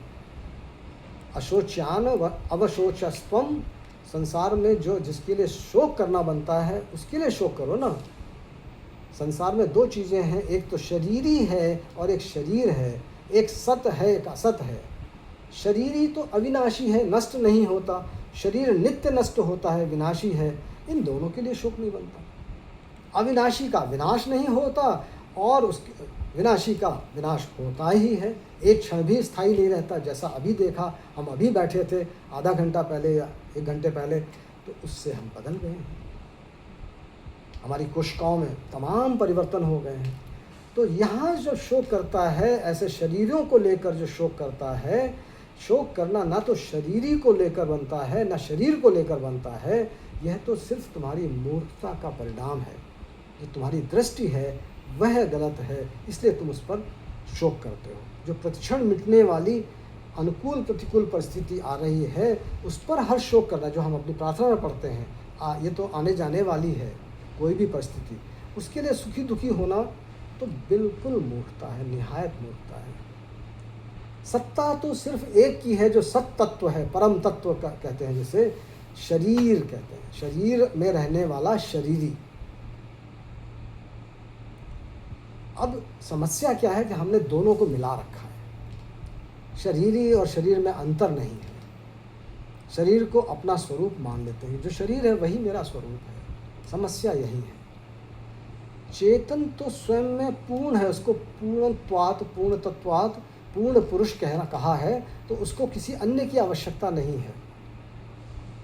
उस चेतन तत्व से, उस पुरुष से, जो पूर्ण पुरुष है, उससे ही समस्त सृष्टि में प्रकाश है, भाषित है। पूर्ण को किसी और की आवश्यकता नहीं कि उसको वो मिलेगा तब वह प्रसन्न होगा, आनंदित होगा। वह स्वयं में प्रकाशमान है, जिसे कहा चिद रूप है परमात्मा। चिद रूप जो स्वयं में प्रकाशमान है। हमें एक भ्रम है कि हम शरीर के बिना हम कुछ नहीं हैं, हम कुछ कर नहीं सकते शरीर के बिना। सच्चाई ये है कि करने की आवश्यकता ही शरीर को है, क्योंकि वह अपूर्ण है। शरीरी को करने की आवश्यकता ही नहीं है। पूर्णता के लिए कर्म करना आवश्यक नहीं है। जो अपूर्ण होता है वह पूर्णता के लिए कर्म करता है। तो सत्य यह है कि शरीर बिना चेतन तत्व के, जिससे वह प्रकाशित है, जिसको स्वयं कहते हैं, हमारे अंदर स्वयं का जो चेतन तत्व है, उसके बिना शरीर एक क्षण भी नहीं चल सकता। उस सत्ता के बगैर उसमें कोई आंदोलन नहीं हो सकता, कोई क्रिया नहीं हो सकती। तो हमने स्वयं को जो शरीर मान लिया, चेतन का इस जड़ शरीर से संबंध मान लिया, या उसको कहते हैं अध्यास कर लिया, एक भ्रम पैदा कर लिया। मैं हूँ, जो है तत्व है सारी सृष्टि में व्याप्त, उसको एक व्यष्टि शरीर में डालकर मैं हूँ बन जाता हूँ। जो है समष्टि में, उसका एक अंश हूँ है, जो इस शरीर में बैठा है, वही अपने को इस भ्रम में पाल लेता है कि मैं करता हूँ। व्यष्टि में एक देशी बन जाता है। व्यष्टि मतलब एक शरीर के अंदर वह है वाली जो शक्ति है, चेतन तत्व है, यहाँ एक शरीर के अंदर आकर हूँ बन जाता है। तो ये जो माना हुआ संबंध है इस शरीर से, उसके कारण ये हूँपना है, वरना तो वह है का ही हिस्सा है। समस्त संसार में, समस्त सृष्टियों में व्याप्त ऊर्जा का हिस्सा है। तो ये अहंकार जो है हूँ का, तादात्म्य के कारण बना है, यही अनर्थों का मूल है। और इसका बड़ा सुंदर उदाहरण स्वामी जी देते हैं कि आप जब गहरी निद्रा में होते हैं, जिसको सुसुप्ति कहते हैं। जागृत में तो खैर मेल है ही, दिख ही रहा है। स्वप्न में भी थोड़ा सा मेल रहता है, लेकिन सुसुप्ति में शांति क्यों मिलती है? चेतन को आनंद के लिए किसी अन्य की आवश्यकता नहीं है। वह सुसुप्ति में गायब कहाँ हो जाता है? सुसुप्ति में सारी इंद्रियां शांत हो जाती हैं, बुद्धि भी अज्ञान में चली जाती है, तो चेतन तत्व स्पष्ट होता है। जो चेतन तत्व है उसको आनंद के लिए किसी और की आवश्यकता नहीं। जैसे ही संसार से दूरी बढ़ी, वैसे ही पूर्ण शांति आती है, तो हमारी थकान मिट जाती है। सुसुप्ति के बाद हमारी पूरी थकान मिट जाती है, क्योंकि संसार से व्यवहार करते करते ही थकान आती है। जो ऐसा जानता है उसको पंडित कहा गया कि यह चेतन जो है, जितना संसार से दूर होता है वह शांति की ओर बढ़ता है। तो मोह का बीज क्या है? अज्ञान है। यह जो माना हुआ संबंध है, इसका अज्ञान हमको मोह में डालता है। भगवान अपना उपदेश जो अभी प्रारंभ कर रहे हैं, यहीं से प्रारंभ इसलिए कर रहे हैं कि अज्ञान, यह अज्ञान जो है, यही सभी अनर्थों के मूल में है। अहंकार का अस्तित्व है नहीं, ये हमने मानकर बना लिया है और सब पर अधिकार कर लेता। मैं करता हूँ, मैं इसको भी चलाता हूँ, मैं उसको भी चलाता हूँ। अहंकार दोनों तरफ से खेलता है, चेतन की तरफ से भी और प्रकृति की तरफ से भी। जो एक कहानी के रूप में हमारी पुस्तक में, ब्याह शादी के अवसर पर क्या करता है एक व्यक्ति, और जब उससे पूछा जाता तो गायब हो जाता है। अहंकार भी ऐसा है कि जब हम उसके मुकाबले खड़े हो जाएंगे, वह भी गायब हो जाएगा। आत्मदर्शन कर लेंगे तो भ्रम दूर हो जाएगा, ब्रह्म का अनुभव हो जाएगा। भ्रम दूर करना है, ब्रह्म का अनुभव करना है। जब तक माया से, सुखासक्ति से, प्रकृति से संबंध मान रखा है, वही भ्रम का कारण है। तब कहते हैं तो प्रज्ञावादांश भाषसे, ये तब पंडिताई की बातें कर रहा है तू और शोक भी कर रहा है, बातें बना रहा है, तू वाकई में पंडित नहीं है। प्रज्ञावादांश भाषसे, क्योंकि गतासूंश्च दोनों के लिए पिंड प्राण का वियोग हो गया या होने वाला है, शोक नहीं बनता। जो शोक करते हुए तुम्हारी मूर्खता है, ये मूर्खता है। और शरीर को लेके ही तो वो कह रहा था कि मेरा मुंह सूख रहा है। शरीर के साथ जो एकता मानता है अर्जुन, वही तो दृष्टिगोचर करा रहा था कि मेरा कुटुंबियों की मरने की आशंका से इतने सारे चिंताएं उसको व्याप्त हो गई। तो वह चिंता गतासून अगतासून की चिंता के रूप में ही है। इसको जो सत असत का विवेक जानता है, उसको, उस बुद्धि को पंडा कहते हैं। तो पंडित अगर होगा तो पंडित इसके लिए स्पष्ट विवेक होने के कारण नहीं शोक करता। तो सत तत्व को लेकर शोक करना अनुचित क्यों है, आगे उसका विस्तार करते हैं भगवान 12वें श्लोक में देखते हैं। न त्वेवाहम जातु नासम न त्वम नेमे जनाधिपा न चैव न भविष्यामः सर्वे वयमतः परम। किसी काल में मैं नहीं था, तू नहीं था, तथा ये राजा लोग नहीं थे जितने सामने खड़े हैं, ऐसी बात नहीं है। सदैव हैं, हम सब नहीं रहेंगे, यह बात भी नहीं है। यह बात 12वें श्लोक में कहते हैं कि सिर्फ सत्य की सत्ता है और जो दिख रहा है वह सब असत्य है। और वैसे तो दोनों के लिए शोक नहीं बनता, दोनों के लिए शोक नहीं बनता। तो जो आत्म तत्व है उसमें कभी कोई अभाव नहीं है।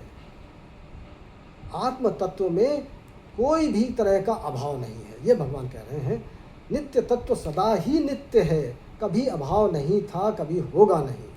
भूत भविष्य वर्तमान किसी भी देश परिस्थिति काल में उसका अभाव नहीं। ये बहुत विलक्षण बात कह रहे हैं भगवान। जीवों के साथ अपनी एकता भी बताते हैं कि हम लोग इसको आगे भी देखेंगे। भगवान का आशय क्या है, तात्विक दृष्टि से नित्य तत्व को जानो, नित्य तत्व पहचानो। आगे ये जो शरीर दिख रहे हैं वे एक क्षण भी स्थिर नहीं है और ये वैसे नहीं रहेंगे। सब कुछ नहीं, शरीर नष्ट हो जाएंगे, तब भी हम जरूर रहेंगे। जो नित्य तत्व है वह कभी अभाव में नहीं जाता, उसका कभी अभाव होता नहीं। नित्य तत्व जिससे सत्ता पर, जिसकी सत्ता से सब कुछ भाषित है, यह सत्ता काल के अधीन नहीं है, भूत भविष्य वर्तमान में होती है। तो ये जो बात कह रहे हैं भगवान, अविनाशी तत्व की और शरीर के नाशवान होने की बात कह के इस श्लोक को समाप्त करते हैं। फिर इसी बात को आगे बढ़ाते हैं कि 13वें श्लोक में उदाहरण से कहते हैं, देहिनो स्मिन्न था देहे कौमारम यौवनम जरा तथा देहांतर प्राप्तिर धीरस्तत्र न मुह्यति। देहधारी के इस मनुष्य शरीर में जैसे बालकपन आता है, जवानी आती है, वृद्धावस्था होती है, ऐसे ही देहांतर होता है। तो उस सबको समझकर धीर मनुष्य मोहित नहीं होता, उसको समझकर मोहित नहीं होता। जैसी अवस्थाएं आई ऐसी ही अवस्था देहांतर की भी होती है। उसके बाद भी जो मूल तत्व है, चेतन तत्व है, वह नष्ट नहीं होता, वह एक परिवर्तन की तरह ही है। शरीरी शरीर नहीं है, यह समझना है। अगर शरीरी का परिवर्तन होता तो यह परिवर्तन का ज्ञान किसको होता कि मैं बालक में था और युवा हुआ, युवा से प्रौढ़ हुआ, प्रौढ़ से वृद्ध हुआ। तो ये सब अवस्थाओं का जो परिवर्तन का अनुभव करने वाला है, वह ऐसा तत्व है जिसको शरीरी के रूप से भगवान ने यहाँ व्याख्या की है। उसकी वो शरीरी है, जो दृष्टा है इस सब परिवर्तनों का, वह शरीरी है। चेतन तत्व है, जिसको आत्मा कहते हैं, जो परिवर्तनों को जानने वाला है, उसमें स्वयं में कोई परिवर्तन नहीं होता, वही सत तत्व है, वही सत तत्व है। और धीर कौन है? जो इस सत असत को समझ ले, जान जाए, बोध हो जाए। धीर मनुष्य फिर मोहित नहीं होता। जब ये बोध हो जाता है तो मोहित नहीं होता। अनित्य वस्तु को लेकर जो शोक है, उसकी निवृत्ति के रूप में भी 14वां श्लोक कहते हैं, बीच में आ गया कि इंद्रियों के जो विषय जड़ पदार्थ हैं, उन अनुकूलता प्रतिकूलता के द्वारा सुख दुख देने वाले हैं, आने जाने वाले, अनित्य हैं, नित्य रहने वाले नहीं हैं। उनको सहन करो, तितिक्षा करो, उनको सहन करो। जो आने जाने वाला है उसके लिए क्यों दुख करना? उनसे जो दुख है तादात्म्य के कारण है सर। तो ये जो पदार्थ हैं जिनसे हम मिलने पर खुश या ना बिछड़ने पर दुखी होते हैं, वे सब आगमा पाइना कहा है। माना हुआ संबंध बना लेते हैं। सिर्फ इसको अस्वीकार कर दो, अपने में ना मानो, तो ये मिट जाता है, खत्म हो जाता है। और स्वरूप तो हमारा ऐसा जो संबंध रखता ही नहीं है, निर्विकार है। तो यह स्थिति समझ लें कि प्रतिकूल अनुकूल जो परिस्थिति है, आगमा पाहिना होने के कारण ना सुखी न दुखी होने के लिए उपयुक्त नहीं है, वह हमारा अनावश्यक है। इसके बारे में सुखी दुखी होना, यह कहकर भगवान अगले श्लोक में, इसमें तो सिर्फ इतनी बात कहते हैं कि इन सब स्थितियों में तितिक्षा में रहें। कर्मफल के रूप में जो मिले, जो परिस्थिति आए, उसको सहन करने का नाम तितिक्षा कहा। तितिक्षा में रहना है। तो इनकी बात करके अगले श्लोक में 15वें में कहते हैं कि पुरुषों में श्रेष्ठ अर्जुन, सुख दुख में सम रहने वाला जो धीर मनुष्य है, वह इन पदार्थों के मिलने से या बिछड़ने से सुखी दुखी नहीं होता। और ऐसा जो सुखी दुखी नहीं होता, वह अमर हो जाता है। यम ही न व्यथन्ते ते पुरुषम पुरुषर्षभ सम दुख सुखम धीरम सो अमृतत्वाय कल्पते। जो इनसे ऊपर उठ जाता है, वह अमर होने में समर्थ हो जाता है। धीर मनुष्य को ये मात्रा स्पर्श या पदार्थ जो प्रकृति के हैं, वे व्यथा नहीं पहुंचाते। आ गया तो ठीक है, प्रारब्ध था, मिल गया। प्राकृत से मिलने वाले जो संयोग के सुख हैं, उनसे व्यथा करने का या उनमें खुश बहुत प्रसन्न होने का कोई कारण नहीं। समता की दृष्टि रखता है धीर मनुष्य, ऐसा मनुष्य। तो ये मनुष्य योनि भी विशेष है, हमने पढ़ा भी है। ये सुख दुख भोगने के लिए नहीं है। ये सुख दुख से ऊंचा उठकर जो परमात्मा का अंश हम में है, उस परमात्मा के स्वरूप के अंश की जो महान आनंद और परम शांति की अवस्था है, वहाँ तक पहुँचने के लिए है। क्योंकि अब जब वहाँ पहुँच जाएंगे तो फिर कुछ करना या पाना बाकी नहीं रहेगा। उस स्थिति को मनुष्य योनि में ही प्राप्त किया जा सकता है। ये विशेषता है मनुष्य योनि की।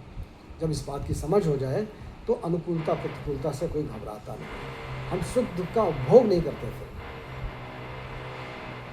इसी का विस्तार 16वें श्लोक में बहुत विस्तार से है।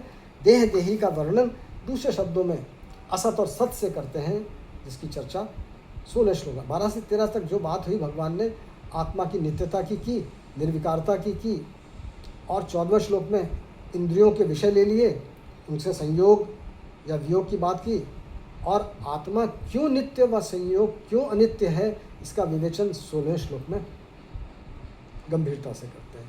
ना सतो विद्यते भावो ना भावो विद्यते सता। बहुत अच्छा श्लोक है, इसको ज़रा ध्यान से सुनेंगे हम लोग। ज्योति कंटिन्यू करें या थोड़ा विश्राम लेना है बेटा? सर आप अगर बोल के थक गए हो थोड़ी देर नहीं, हमारे श्रोता ना थक गए हो, क्योंकि मुझे लगता है अभी तो 16 है, मेरी दूरी लंबी दूरी तय करनी है और बड़े विशिष्ट श्लोक हैं। चलिए 2 मिनट का विश्राम कर लेते हैं जी। थोड़ा कोई इस बीच में अगर एक आध छोटा सा प्रश्न होगा तो उसको लेकर और फिर विश्राम। हरे कृष्णा मनोज जी, हरे कृष्णा जी। मनोज जी, आपने कहा था तो आदरणीय प्रभाष जायसवाल जी भी पत्थर पे मौजूद। प्रभाष जी हैं वीडियो ऑन नहीं है सर का। अच्छा, सर का देखिएगा, अवस्था हो तो उनको भी को होस्ट बना देते हैं, अगर वो हैंड रेज कर दें।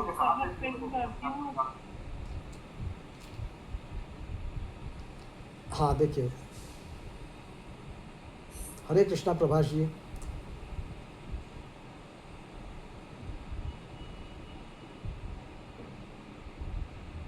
अच्छा, मुझे क्या सारे पार्टिसिपेंट्स दिख नहीं रहे? 102 हो गए इस समय। जी, बीच में तो 104 हो गए थे सर। अच्छा अच्छा। और आप प्रभास जायसवाल सर का वो स्पॉटलाइट भी मैं मतलब नहीं स्टार्ट कर पा रही हूँ। कोई बात नहीं, कोई पेन बात तो नहीं। किया है मैं। उनको आवश्यकता होगी तो हैंड रेज करेंगे, वो सुन रहे होंगे। जी अगली जब भी उनका हैंड रेज होगा तब उनको कर देंगे। एक बस थोड़ा सा रुकिए, मैं पानी ले लेता हूँ। जी। जब तक सर मैं बताती हूँ आप सबको कि हाँ, जो मैं बताइए। प्रार्थना कराती हूँ सुबह, वो पेज नंबर 2 पे है। पेज नंबर 2 निकालिए आपके बुक का, है ना? पेज नंबर 2 पे इस साइड है। ये आप लोग सब रोज करा करिए, फिर आप लोगों को किसी को आ जाए ना, तो फिर आप हैंड रेज करके आप भी कर सकते हैं। सर को आप बोलेंगे कि हमको करना है, तो वैसे आप भी कर सकते हैं मेरी जगह। अभी आप लोगों में से कोई प्रिपेयर नहीं है, इसलिए मैं करा रही हूँ। फिर जैसे आप लोगों को आ जाए ना ये बोलना, इजी है, बहुत इजी है, आ जाएगी फटाफट। ऊपर प्रार्थना है, फिर नीचे पंचदेव श्लोक है 5, जी, जो स्वामी जी कहते हैं हमें रोज करना चाहिए। रोज करना चाहिए, बहुत अच्छा। और उसका उनका अभ्यास तो करना ही चाहिए। ठीक है बेटा, अभी तो हम ज्योति की मदद ले रहे हैं, फिर वॉलंटियर ले लेंगे इसमें। प्रार्थना कराने के लिए जो आना चाहेंगे एक एक करके उनसे कराते रहेंगे। नहीं, बहुत अच्छा है, वो सबको अच्छा भी लगेगा सर, अच्छा सब लगेगा। करने लग जाएंगे, पार्टिसिपेशन। टर्न बाय टर्न करेंगे। जी, पार्टिसिपेट करेंगे सब लोग। जी। ठीक है, तो 16वां श्लोक का समझते हैं। बहुत सुंदर तरह से विवेचन है, क्योंकि यह सांख्य का विशिष्ट श्लोक है, असत और सत की व्याख्या करने वाला। नासतो विद्यते भावो न अभावो विद्यते सतः, उभयोरपि दृष्टो अंतस्त्वन योस्तत्वदर्शिभिः। कि असत का तो भाव, असत की तो सत्ता विद्यमान नहीं, और सत का अभाव विद्यमान नहीं। इसका मतलब सत का अभाव नहीं तो सत की सदैव सत्ता रहती है। तत्वदर्शी महापुरुषों ने इन दोनों का ही अंत मतलब तत्व देखा है कि है क्या, अंत किसी चीज़ का मतलब तत्व देखा है। ये वेदांत की बात है ना, वेदांत में यह दर्शन है। नासतो विद्यते भावा, इसको दूसरी तरह से कहें तो असतः भाव न विद्यते, कि असत का भाव विद्यमान नहीं। वही बात है ना, असत की सत्ता विद्यमान नहीं, जो नाशवान है उसकी सत्ता नहीं, जो दृश्यमान है, जितना हमको दिखता है और नाश में जा रहा है, उसकी सत्ता वास्तव में नहीं है, हमें दिख रहा है। ये शरीर उत्पत्ति के पहले नहीं था, मरने के बाद नहीं रहेगा, वर्तमान में भी अभी ही जहाँ हम बैठे हैं 1 घंटे से हमारे शरीर में बहुत सारे परिवर्तन हुए, प्रति क्षण परिवर्तन हो रहे हैं, अभाव हो रहे हैं, नई रचनाएं हो रही हैं। तो भूत भविष्य वर्तमान तीनों कालों में कभी एक भाव रूप से नहीं रहता, तो उसको असत कहा। तो संसार का भाव भी नहीं है, यह कहा यह संसार सारा असत है। शरीर तो संसार का एक छोटा सा अंश है, जैसे हमारे अंदर जो चेतन तत्व है वह परमात्मा का छोटा सा अंश है। हमारी एकता परमात्मा से है, शरीर की एकता संसार से है। शरीर के परिवर्तन दृष्टिगोचर हमको हो रहे हैं, संसार का छोटा नमूना है, तो शरीर के परिवर्तन से हम अनुभव कर लें कि संसार भी इसी तरह से चल रहा है। संसार में लगातार अभाव है, पहले भी अभाव था, अभी भी अभाव में जा रहा है। ये अभाव का ही प्रवाह है, अभाव चल रहा है। ये जैसे समय के चक्र में लकड़ी निरंतर जल रही है, लकड़ी के जलने के बाद तो कोयला राख बच जाती है, लेकिन यहाँ तो कुछ नहीं बचता, ये विलक्षण रीत से जलती है। यहाँ पर अभाव ही अभाव है, असत की सत्ता है नहीं। ये प्रवाह निरंतर नाश में जाने का प्रभाव चल रहा है, मिट रहा है। सत्य समझते हैं हम तादात्म्य के कारण, यही तो मूर्खता है, अज्ञान है। नाशवान के संग्रह व भोग की कामना नाशवान संसार को स्थायी माना प्रारंभ करा देती है। स्थायी माना है हमने, है नहीं। और कितनी चीज़ें आपने संग्रह की होंगी, क्या सदैव के लिए संग्रह कर सकते हैं किसी वस्तु को? हर वस्तु नाश की तरफ जा रही है, हर एक की सेल्फ लाइफ है। तो नासते विद्यते भाव, ना भावो विद्यते सता, सतः अभावो न विद्यते। जैसे असत का भाव नहीं है, वैसे सत का कभी अभाव नहीं है। ये असत भी सत से ही भाषित हो रहा है, दिख रहा है। जो सत वस्तु है उसका अभाव नहीं है। देह जब उत्पन्न नहीं हुआ था तब भी ये सत्ता थी, देही जिसे कहा गया है। देह नष्ट होगा फिर भी देही रहेगा, सदैव रहता है। ऊर्जा का, चेतन तत्व का एक अंश है जो शरीरों में रहता है, देही जिसे कहा। तो संसार उत्पन्न नहीं हुआ तब भी था वह अंश परमात्मा तत्व का। संसार का अभाव होगा तब भी वह परमात्मा तत्व रहेगा, सदैव रहता है।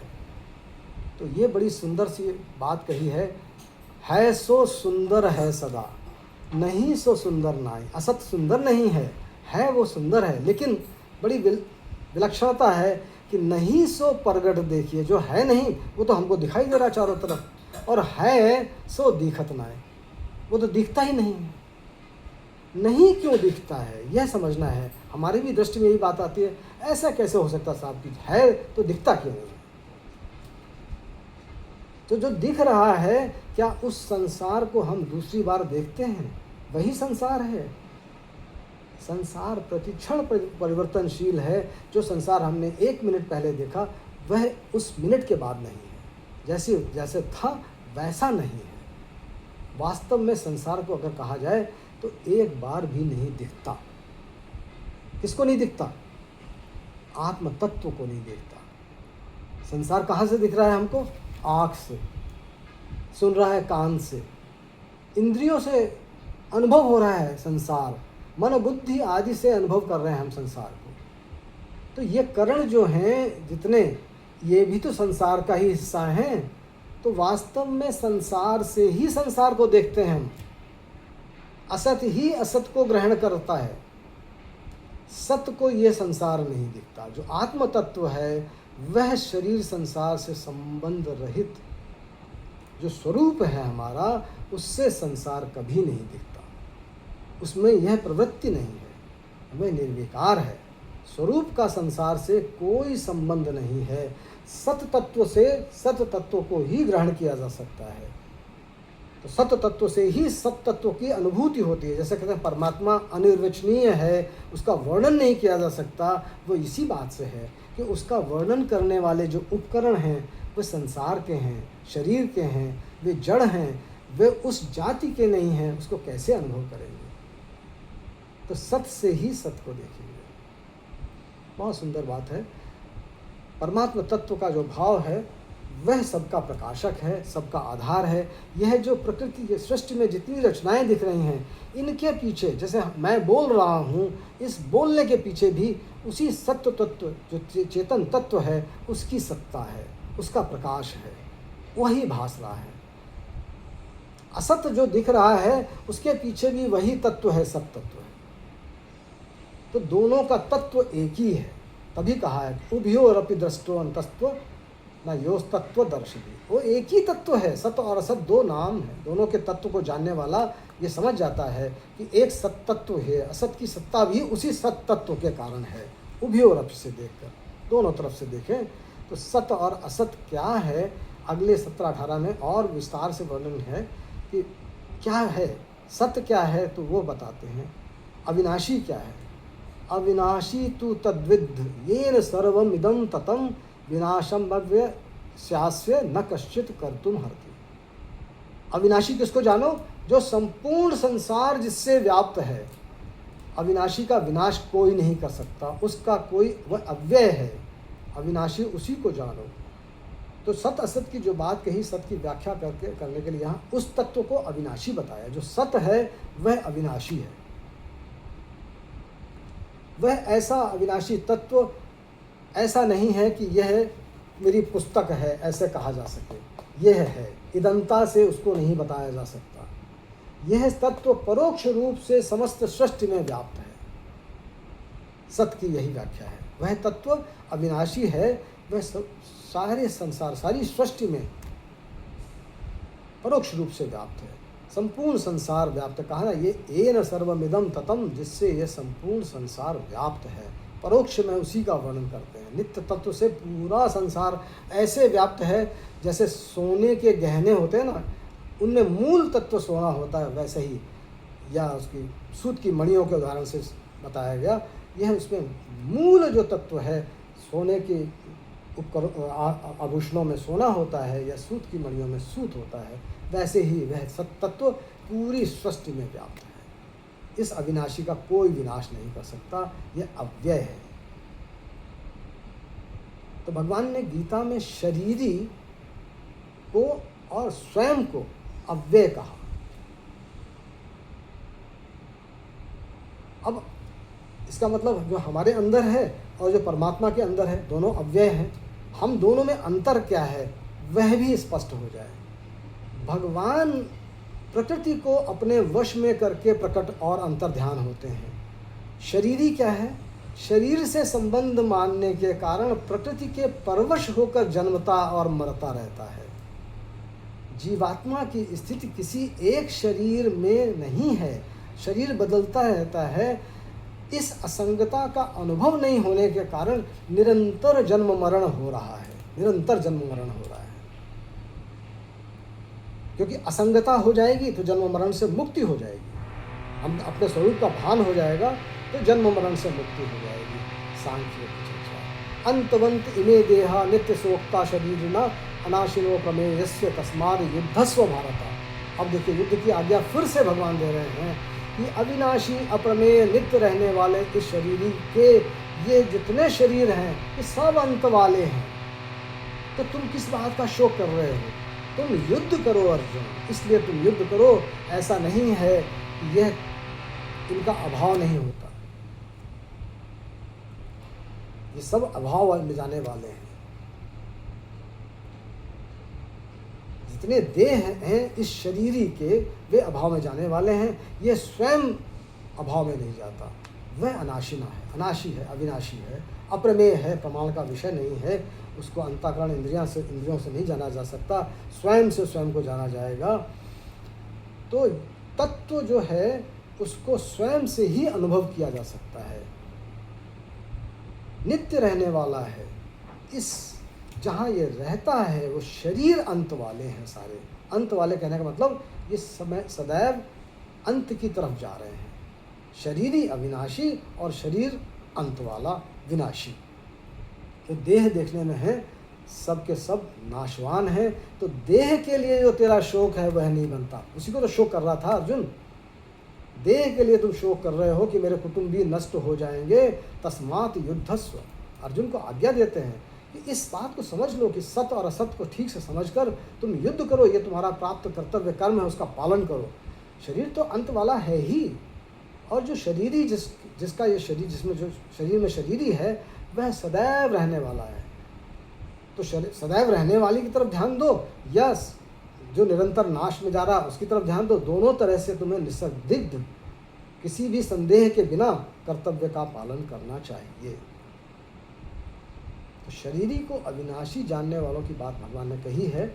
उसी बात को दूसरी तरह से कहते हैं कि आत्मा को मरने या मारने वाला जो जानने वाला अज्ञानी है उसको कहते हैं। जो मनुष्य इस अविनाशी शरीरी को मारने वाला मानता है, मनुष्य उसको मरा मानता है, शरीरी मरता ही नहीं, वो दोनों जानते ही नहीं कि ये मरता नहीं ना मारता है। शरीरी को मारने वाला मानना गलत है। शरीरी में कर्तापन है ही नहीं। शरीर के साथ तादात्म्य कर लेता है, संबंध मान लेता है, वहाँ से वो अहंकार वाली बात आ जाती है। अगर शरीर के साथ संबंध ना बनाए तो किसी क्रिया का करता नहीं। आगे भी हम लोग कर्मयोग में यही पढ़ेंगे। तो जो इसको मरा मानता है वह सही नहीं जानता। वो जानता नहीं कि शरीर को मारने वाला मानना गलत है, इसको मरने वाला मानना भी गलत है। दोनों ही गलत जानते हैं। उभौ तो न बीजानी तो रायम हंति न हन्यते। ये तो न मारता है न मारने वाला है। ये मरने वाला भी नहीं है, न मारने वाला है, कुछ नहीं करता। तो नाश करने वाला नहीं है, नष्ट होने वाला नहीं है।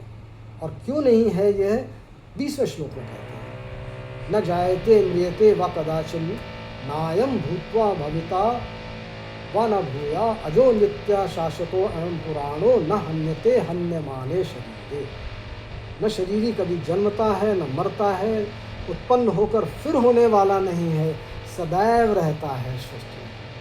ये जन्म रहित है, नित्य निरंतर रहने वाला है, शाश्वत है, पुराण है, शरीर के मारे जाने पर नहीं मारा जाता। बहुत सुंदर बात है। तो जो शरीर में होने वाले 6 विकार हैं, इस शरीरी को व्याप्त नहीं होते। 6 विकार कौन कौन से हैं? शरीर उत्पन्न होता है, हम सब उत्पन्न हुए हैं, फिर धीमे धीमे सत्ता वाला दिखते हैं, बदलते हैं, बढ़ते हैं, घटते हैं। हम बढ़ते हैं और घटते हैं ना, 60 साल के बाद घटना शुरू हो जाता है थोड़ा थोड़ा। तो ये जो 6 विकार हैं शरीर के, ये 6 विकार शरीरी में नहीं है। जैसे वो भाव अभाव की बात थी, वहाँ किसी तरह का अभाव आत्मा में नहीं, शरीरी में कोई विकार नहीं है।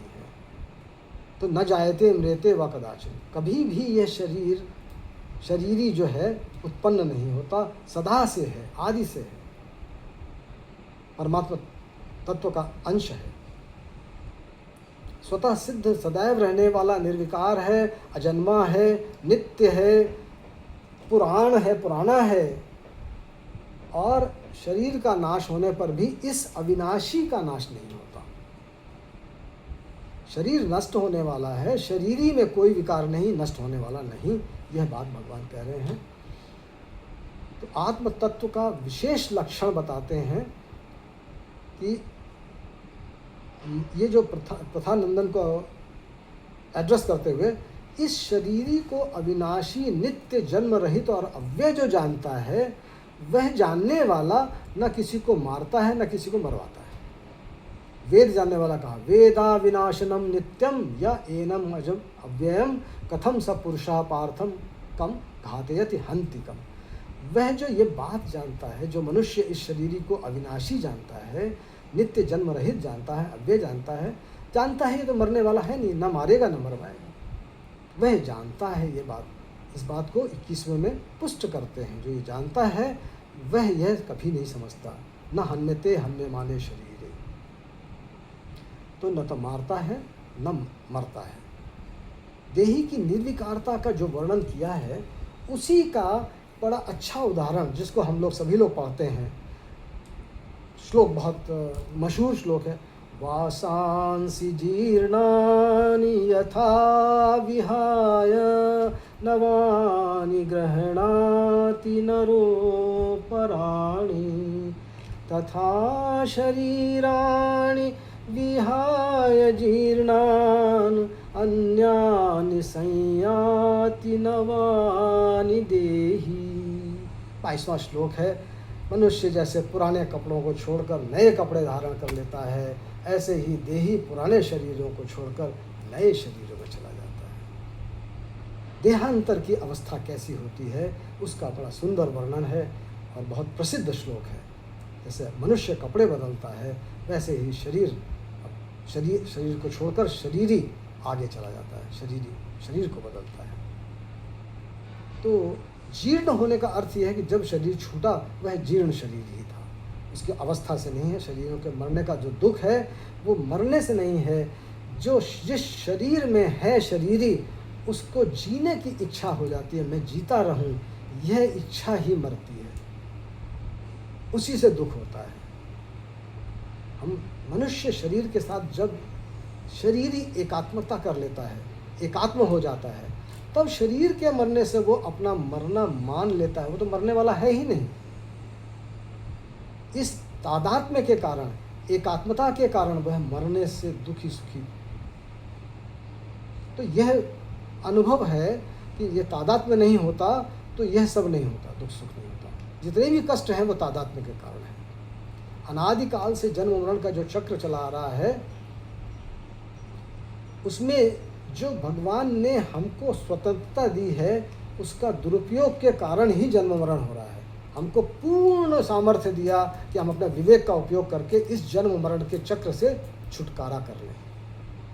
अपने स्वार्थ के लिए जब कर्म करते हैं उनसे कर्मफल बनते हैं। स्वार्थ का त्याग करें, दूसरों का हित के लिए कर्म करें तो जन्म मरण मिट जाएगा। ये कर्मयोग आगे पढ़ेंगे हम लोग, आगे इसी को पढ़ेंगे। तो हमने तमाम कामनाएं, तमाम इच्छाएं पाल रखी हैं, प्राण निकल जाते हैं, हमारी इच्छाएं समाप्त नहीं होती। इच्छाएं समाप्त न होने के कारण हमको उन इच्छाओं की पूर्ति के लिए फिर जन्म लेना पड़ता है। तो भगवान के सम्मुख हो जाएंगे, इच्छाओं का नाश हो जाएगा तो जन्म मरण के चक्र से छूट जाएंगे। तो शरीरी की निर्विकारता का वर्णन किया भगवान ने।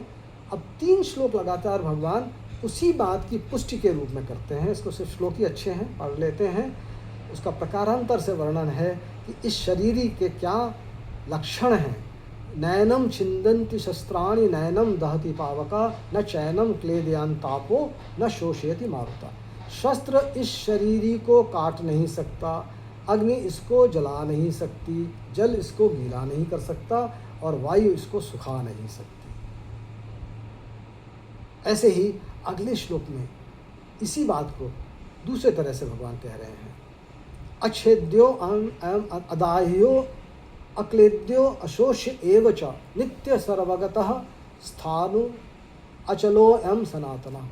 अब शरीरी काटा नहीं जा सकता, जलाया नहीं जा सकता, गीला नहीं किया जा सकता, सुखाया नहीं जा सकता। यह नित्य रहने वाला है, परिपूर्ण है, अचल है, स्थिर स्वभाव वाला है और अनादि है। इसको ये पैदा नहीं होता, अनादि है।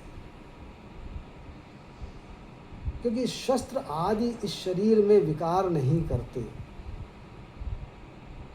एक तरह से पंचभूतों से बने हुए अस्त्र शरीरी में विकार नहीं करते, शरीर तक ही प्रभावी होते हैं। जितने भी अस्त्र शस्त्र हैं वे भी पंचभूत से बने हुए, प्रकृति से बने हुए, जड़ से बने हुए हैं, तो वे जड़ तक ही पहुंचते हैं। संसार तो अनित्य है, एक क्षण भी स्थिर रहने वाला नहीं। चेतन तत्व नित्य है, सदैव एक जैसा रहने वाला। देही जिसे कहा नित्य है।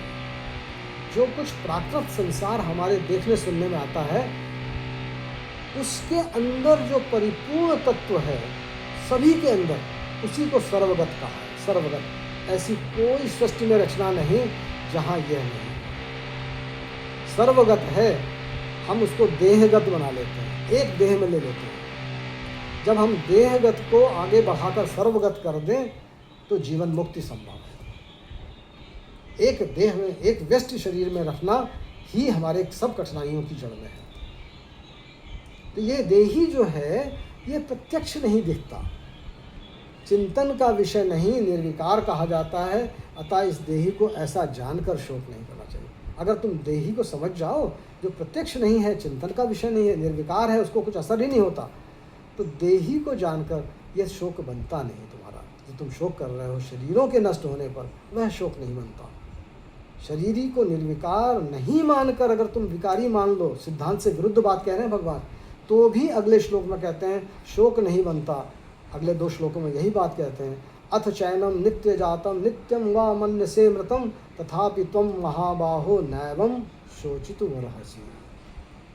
अगर तुम देही को नित्य पैदा होने वाला, नित्य मरने वाला मान लो तो भी शोक नहीं बनता। क्यों? पैदा हुआ वो मरेगा ही, उसमें शोक करने का क्या कारण? अगर तुम अपनी रीति से, अपनी समझ से इसको मरने वाला मान लो, तो शरीर की तरह शरीरी भी मरने वाला है, तो भी वह भी शोक का विषय नहीं है। जातस्य ही ध्रुवो मृत्युर ध्रुवम जन्म मृतस्य च तस्माद परिहारेथ अर्थे न त्वं शोचितुमर्हसि। क्योंकि पैदा हुआ है उसकी मृत्यु होगी, मरा हुआ है तो उसका जन्म होगा। जन्म मरण रूपी ये परिवर्तन का प्रवाह चलता ही रहता है, इसका कभी निवारण नहीं हो सकता। इस विषय में तुम्हें शोक नहीं करना चाहिए। इस विषय में शोक करना मूर्खता है, ये गलत है, ये नहीं तुमको करना चाहिए। और तुमको युद्ध के लिए जो भगवान कह रहे हैं कि संसार की चीज़ों में जो प्रतिक्षण परिवर्तनशील हैं, एक रूप से दूसरे रूप में ढलती जाती हैं, अनेक रूपों में का धारण करती जाती हैं। एक रूप से दूसरे रूप में जाना ही तो मरना जन्मना है। तो जिसकी मृत्यु होती है, जो जन्मता है, ऐसा यह प्रवाह इस संसार के इन चीज़ों का जो परिवर्तनशील हैं उनका सदैव चलता रहता है। इस दृष्टि से शोक करना बनता नहीं, ये तो प्रवाह है। गंगा जी का प्रवाह जैसे चल रहा है सदैव, एक जगह पर स्थिर वह प्रवाह नहीं है, चल रहा है लगातार। हमें जल दिखाई देता है लेकिन वो जल नहीं, वह नहीं है जो अभी कुछ समय पहले था। और साधारण दृष्टि से 28वें श्लोक में वही कहते हैं कि ये सभी प्राणी जन्म से पहले अप्रकट थे। जन्म से पहले हम भी नहीं थे, प्राणी हम भी नहीं थे, मरने के बाद फिर अप्रकट हो जाएंगे। ये बीच में प्रकट हुए हैं तो इसमें शोक करने की क्या आवश्यकता है। अव्यक्तादीन भूतानि व्यक्त मध्यानि भारत अव्यक्त निधनान्येव तत्र का परिदेवना। उसके लिए क्या वेदना करना, इसमें शोक करने की क्या बात है। जन्म से पहले नहीं थे, जन्म के अब मृत्यु के बाद नहीं रहेंगे, तो बीच में थोड़े समय के लिए चलचित्र चला था, उनका फिल्म चली थी, ख़त्म हो गई फिल्म, उसके लिए शोक करना नहीं बनता। शरीरों का सदा अभाव है, शरीरी का कभी अभाव नहीं है, तो दोनों के लिए शोक नहीं बनता, इसलिए दोनों को शोक नहीं बनता। तो स्थिति क्या है जीव की, मनुष्य की, शरीर या सुख भोग या एक स्थिति के साथ जो हम आसक्ति कर लेते हैं तब बंधन में फंस जाते हैं। हम एक कंफर्ट जोन डेवलप कर लेते हैं, यह हम सबका स्वभाव है। अपनी स्थिति में स्थिर रहने का हमारा स्वभाव, वह चेतन तत्व का स्वभाव हमारा है। लेकिन हम शरीर से जोड़कर जब देखते हैं जिसमें निरंतर परिवर्तन हो रहा है और कंफर्ट जोन हम उस शरीर को लेकर बना लेते हैं, तब दो दुखदाई हो जाता है। क्योंकि संबंध हम शरीर से बना रहे हैं जो नित्य परिवर्तन में है, स्वभाव हम वह दिखा रहे हैं जो कंफर्ट में एक निर्विकार तत्व का स्वभाव दिखा रहे हैं, तो दोनों का घालमेल हो जाता है। जीवन में परिवर्तन तो चलते ही रहेंगे क्योंकि जीवन में सृष्टि है, प्रकृति है, वह चेतन तत्व के साथ साथ परा और अपरा दोनों का मेल है, तो संसार परिवर्तनशील है, परिवर्तन होता ही रहेगा। इस चेतन का उससे संबंध तादाद में बना लेना परिवर्तन होने वाले से ही कष्ट का कारण बनता है। अब जो है आत्म तत्व का वर्णन है, शरीरी की अलौकिकता क्या है, वह 29वें और 30वें श्लोक में है। और उसके साथ इस पदाक्षेप करेंगे इसका। भगवान शरीरी की अलौकिकता का वर्णन करते हैं। आत्म तत्व जिसे कहते हैं वो दुर्बोध है। भिन्न भिन्न प्रकार से भगवान ने स्वरूप का वर्णन किया है। इस श्लोक में आत्म तत्व का दर्शन करा रहे हैं भगवान, वर्णन कर रहे हैं और श्रवण की अलौकिकता भी बता रहे हैं, श्रवण की दुर्लभता बता रहे हैं। ये देखिए इसमें बहुत सुंदर श्लोक है। आश्चर्यवत् पश्यति कश्चित् देनवा, आश्चर्यवत् वदति तथैव चान्य, आश्चर्यवच्चैन मन्यः शृणोति श्रुत्वाप्येनं वेद न चैव कश्चित्। कोई इस शरीरी को आश्चर्य की तरह देखता है, वैसे ही अन्य कोई इसका आश्चर्य की तरह वर्णन करता है जीवा से। अन्य कोई इसको आश्चर्य की तरह सुनता है और इसको सुनकर भी नहीं कोई जानता। तो शरीरी बड़ा दुर्विज्ञ है, यह शरीरी दुर्विज्ञ है। आश्चर्यवत् पश्यति कश्चिदेन, आश्चर्य की तरह जानना क्या है। जैसे हम दूसरी चीज़ों को पढ़ते हैं, सुनते हैं, समझ लेते हैं, देही का जानना वैसा नहीं है। क्योंकि जो हम बुद्धि से समझ रहे हैं वे वो वस्तुएं हैं जो इदंता से दिखाई जा सकती है। पुस्तक में ये लिखा है, उसको हम पढ़ रहे हैं। इंद्रिय मन बुद्धि का विषय ये नहीं है परम तत्व। स्वयं को तो स्वयं से ही जाना जा सकता है। जैसे पहले कहा ना, ये परमात्मा को उसके अंश जो है चेतन तत्व, उसके द्वारा ही जाना, अपने आप से ही जानना होगा। जो पढ़ने लिखने का ज्ञान है वो लौकिक ज्ञान है, लेकिन यह ज्ञान लौकिक नहीं है, विलक्षण है।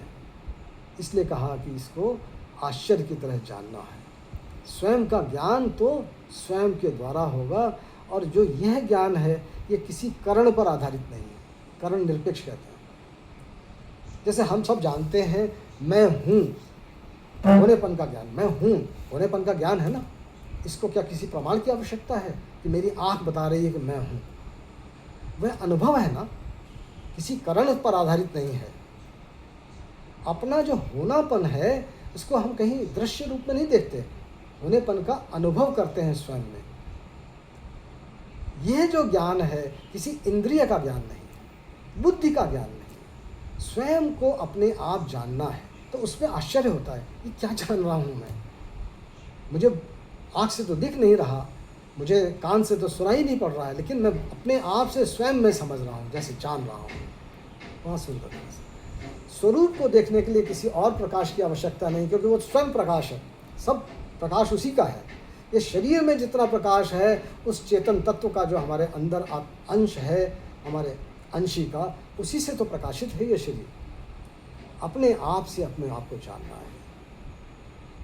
तो देही जब तादात्म्य में प्रकृति से जो बना हुआ है, माना हुआ है, उसको छोड़ता है, तब वह स्वयं में स्थित होता है और तब वह अपने आप से अपने आप को जानता है। सांसारिक वस्तुओं को जानने की अपेक्षा यह विलक्षण है, इसीलिए कहा यह देखना आश्चर्यवत पश्यति। बहुत सुंदर है, आश्चर्यवत पश्यति। अविनाशी तत्व को जानना बड़ा कठिन है, दुर्लभ है। वास्तव में इसको सुनकर लगता है कि वाकई में इतनी कठिन यात्रा हमने शुरू कर दी। स्वामी जी कहते हैं नहीं नहीं नहीं, ये कठिन नहीं है, इसमें हृदय से लग जाने वालों की कमी रहती है। यह दुर्लभ नहीं है, जितनी बात ये दुर्लभता की हो रही है इस श्लोक में, वह दुर्लभता की तरफ दृष्टि नहीं है, इसमें हमारी ही जिज्ञासा की कमी है। हम 170 लोगों में से मुश्किल से 101 लोग बैठे हैं और उनमें से कितने भी ध्यान से सुन पाएंगे। देही का आश्चर्य की तरह वर्णन करने की बात है, वाणी का विषय है नहीं तो वर्णन कैसे होगा, वाणी कैसे वर्णन करेगी।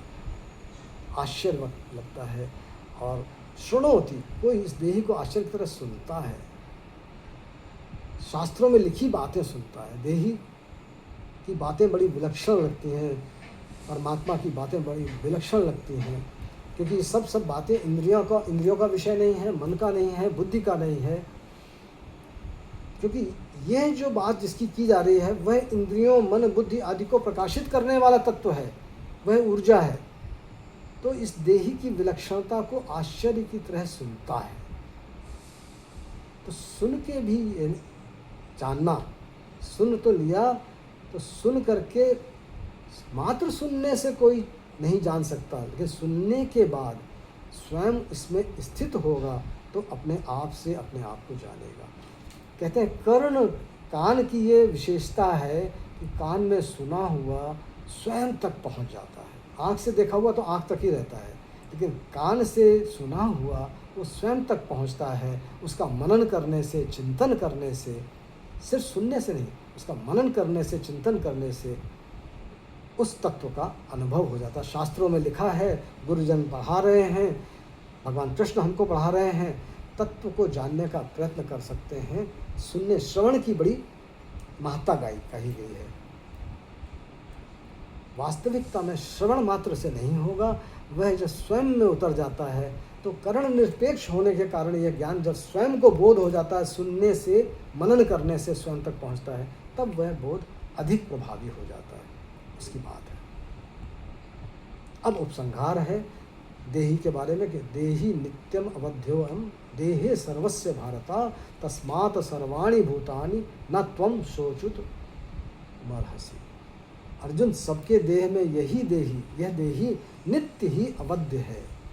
संपूर्ण प्राणियों के लिए, अर्थात किसी भी प्राणी के लिए तुम्हें शोक नहीं करना चाहिए। अवध्य का अर्थ है अविनाशी है, इसको मारा नहीं जा सकता देही को, तो इसके लिए शोक नहीं बनता। किसी भी प्राणी के लिए शोक नहीं बनता कि देही का वध हो नहीं सकता, कभी नाश नहीं हो सकता, कोई कर नहीं सकता। इसलिए तुम्हें किसी भी प्राणी के लिए शोक नहीं करना चाहिए, क्योंकि देही तो सदैव रहने वाला है और विनाशी देह तो क्षण मात्र भी एक जैसी नहीं है।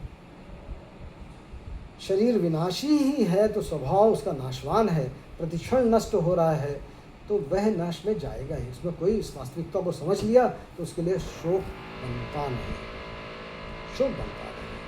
बड़ा विशिष्ट प्रकरण है, 11 से लेकर 30 श्लोक तक जो प्रकरण हम लोगों ने सुना, पढ़ा। देह, देही, नित्य, अनित्य, सत, असत, अविनाशी, विनाशी, ऐसे बहुत सारे शब्दों को सुना है। ये इनका निरूपण करने के लिए कहा भगवान ने। देही अलग और देह अलग, यह विवेक हमारा जागृत हो जाए। और जब तक यह जागृत नहीं होता, इसलिए पहली सीढ़ी में यही बताया भगवान ने कि भैया हम तुमको कर्म योग पढ़ाएंगे, भक्ति योग पढ़ाएंगे, अगले में ज्ञान योग पढ़ाएंगे। वह सब अनुष्ठान तब तुम्हारा सफल होगा जब तुम में यह विवेक आ जाएगा, वरना वह सब कुछ समझ नहीं आएगा। इस विवेक को जागृत करने के लिए भगवान ने इस प्रकरण से शुरुआत की है गीता की। दूसरे अध्याय के 11वें श्लोक से जो बात कहना शुरू किया और तीसवें श्लोक पर ख़त्म किया है। साधक वही है जो सत और असत का अनुभव अपने शरीर पर करे। हम चिंतन करें, हमारा शरीर अलग है क्या, ये असत है तो सत्य तत्व क्या है जो इसका अनुभव कर रहा है। जब तक यह भाव है कि मैं शरीर हूँ अथवा यह शरीर मेरे लिए है, तब तक मोह ममता आसक्ति सदैव बने रहेंगे, छुटकारा नहीं हो सकता। कितनी भी ज्ञान की बातें सुन लें, कितना भी कर्मयोग कर लें, कितने भी दान पुण्य कर लें, यह दृढ़ता से माने कि शरीर नहीं वरन मैं परमात्मा का अविनाशी अंश हूँ, दृढ़ता से माने। शरीर जो मुझे मिला है वो तो कर्म करने का एक साधन मिला है। साधन पूर्ण करने के लिए शरीर एक रथ के मात्र समान है। कर्म हम संसार को करें, संसार के लिए करें, स्वयं के लिए न करें, तो योग हो जाएगा परमात्मा से। कर्म योग की नींव डाल रहे हैं भगवान। अगले श्लोक स्वधर्म और कर्म योग पर ही आधारित हैं। तो जो कर्म योग है वह कर्म संसार के लिए करने से योग परमात्मा से करा देता है।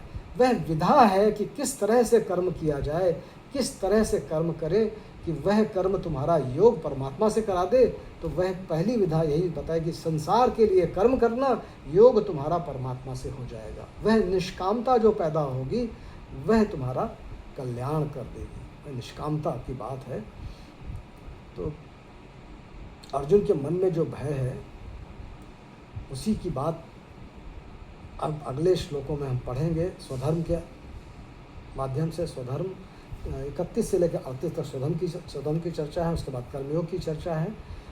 अभी थोड़ा समय है, हमारे पास 20 मिनट का समय है। मेरे ख्याल से आज का प्रकरण यहीं समाप्त कर लें बेटा ज्योति। जी, जैसे आपको ठीक लगे आचार्य। हाँ, मेरे ख्याल से थकान हो जाएगी सभी साधकों को। अगर समय कुछ प्रश्न कर लेते हैं, उसके बाद कुछ समय बचेगा तो देखेंगे। जी। नहीं तो हम स्वधर्म और उसके आगे की बात चर्चा आगे करेंगे। ये चूँकि विशिष्ट है ना बेटा, ये थोड़ा कठिन है, तो थोड़ा सा प्रश्न आ सकते हैं। इसको प्रश्नों को लेते हुए चलते हैं। प्रश्न में वही विधा रहेगी, मनमाना नहीं। आप अपना श्लोक बताइए, मेरे को इस श्लोक में ये समझ में नहीं आया, उसकी बात करेंगे सर। हरे कृष्णा। जिसका भी प्रश्न है कृपया अपना हैंड रेज करें। भंवर तरुण सिंह जी। भंवर तरुण प्रताप तरुण सिंह जी राजा। आइए आइए राजा बस सर। हरे कृष्णा महाराज। हरे कृष्णा हरे कृष्णा। मेरे को कुछ भी नहीं, बस अच्छी तरह समझा रहे हैं आप, अच्छा समझ में आ रहा है। बस केवल एक चीज मेरे को पूछनी थी कि जब इन्होंने तय किया था, युद्ध कौरवों ने पांडवों ने, जब इन्होंने तय कर लिया कृष्ण हमारे साथ रहेंगे,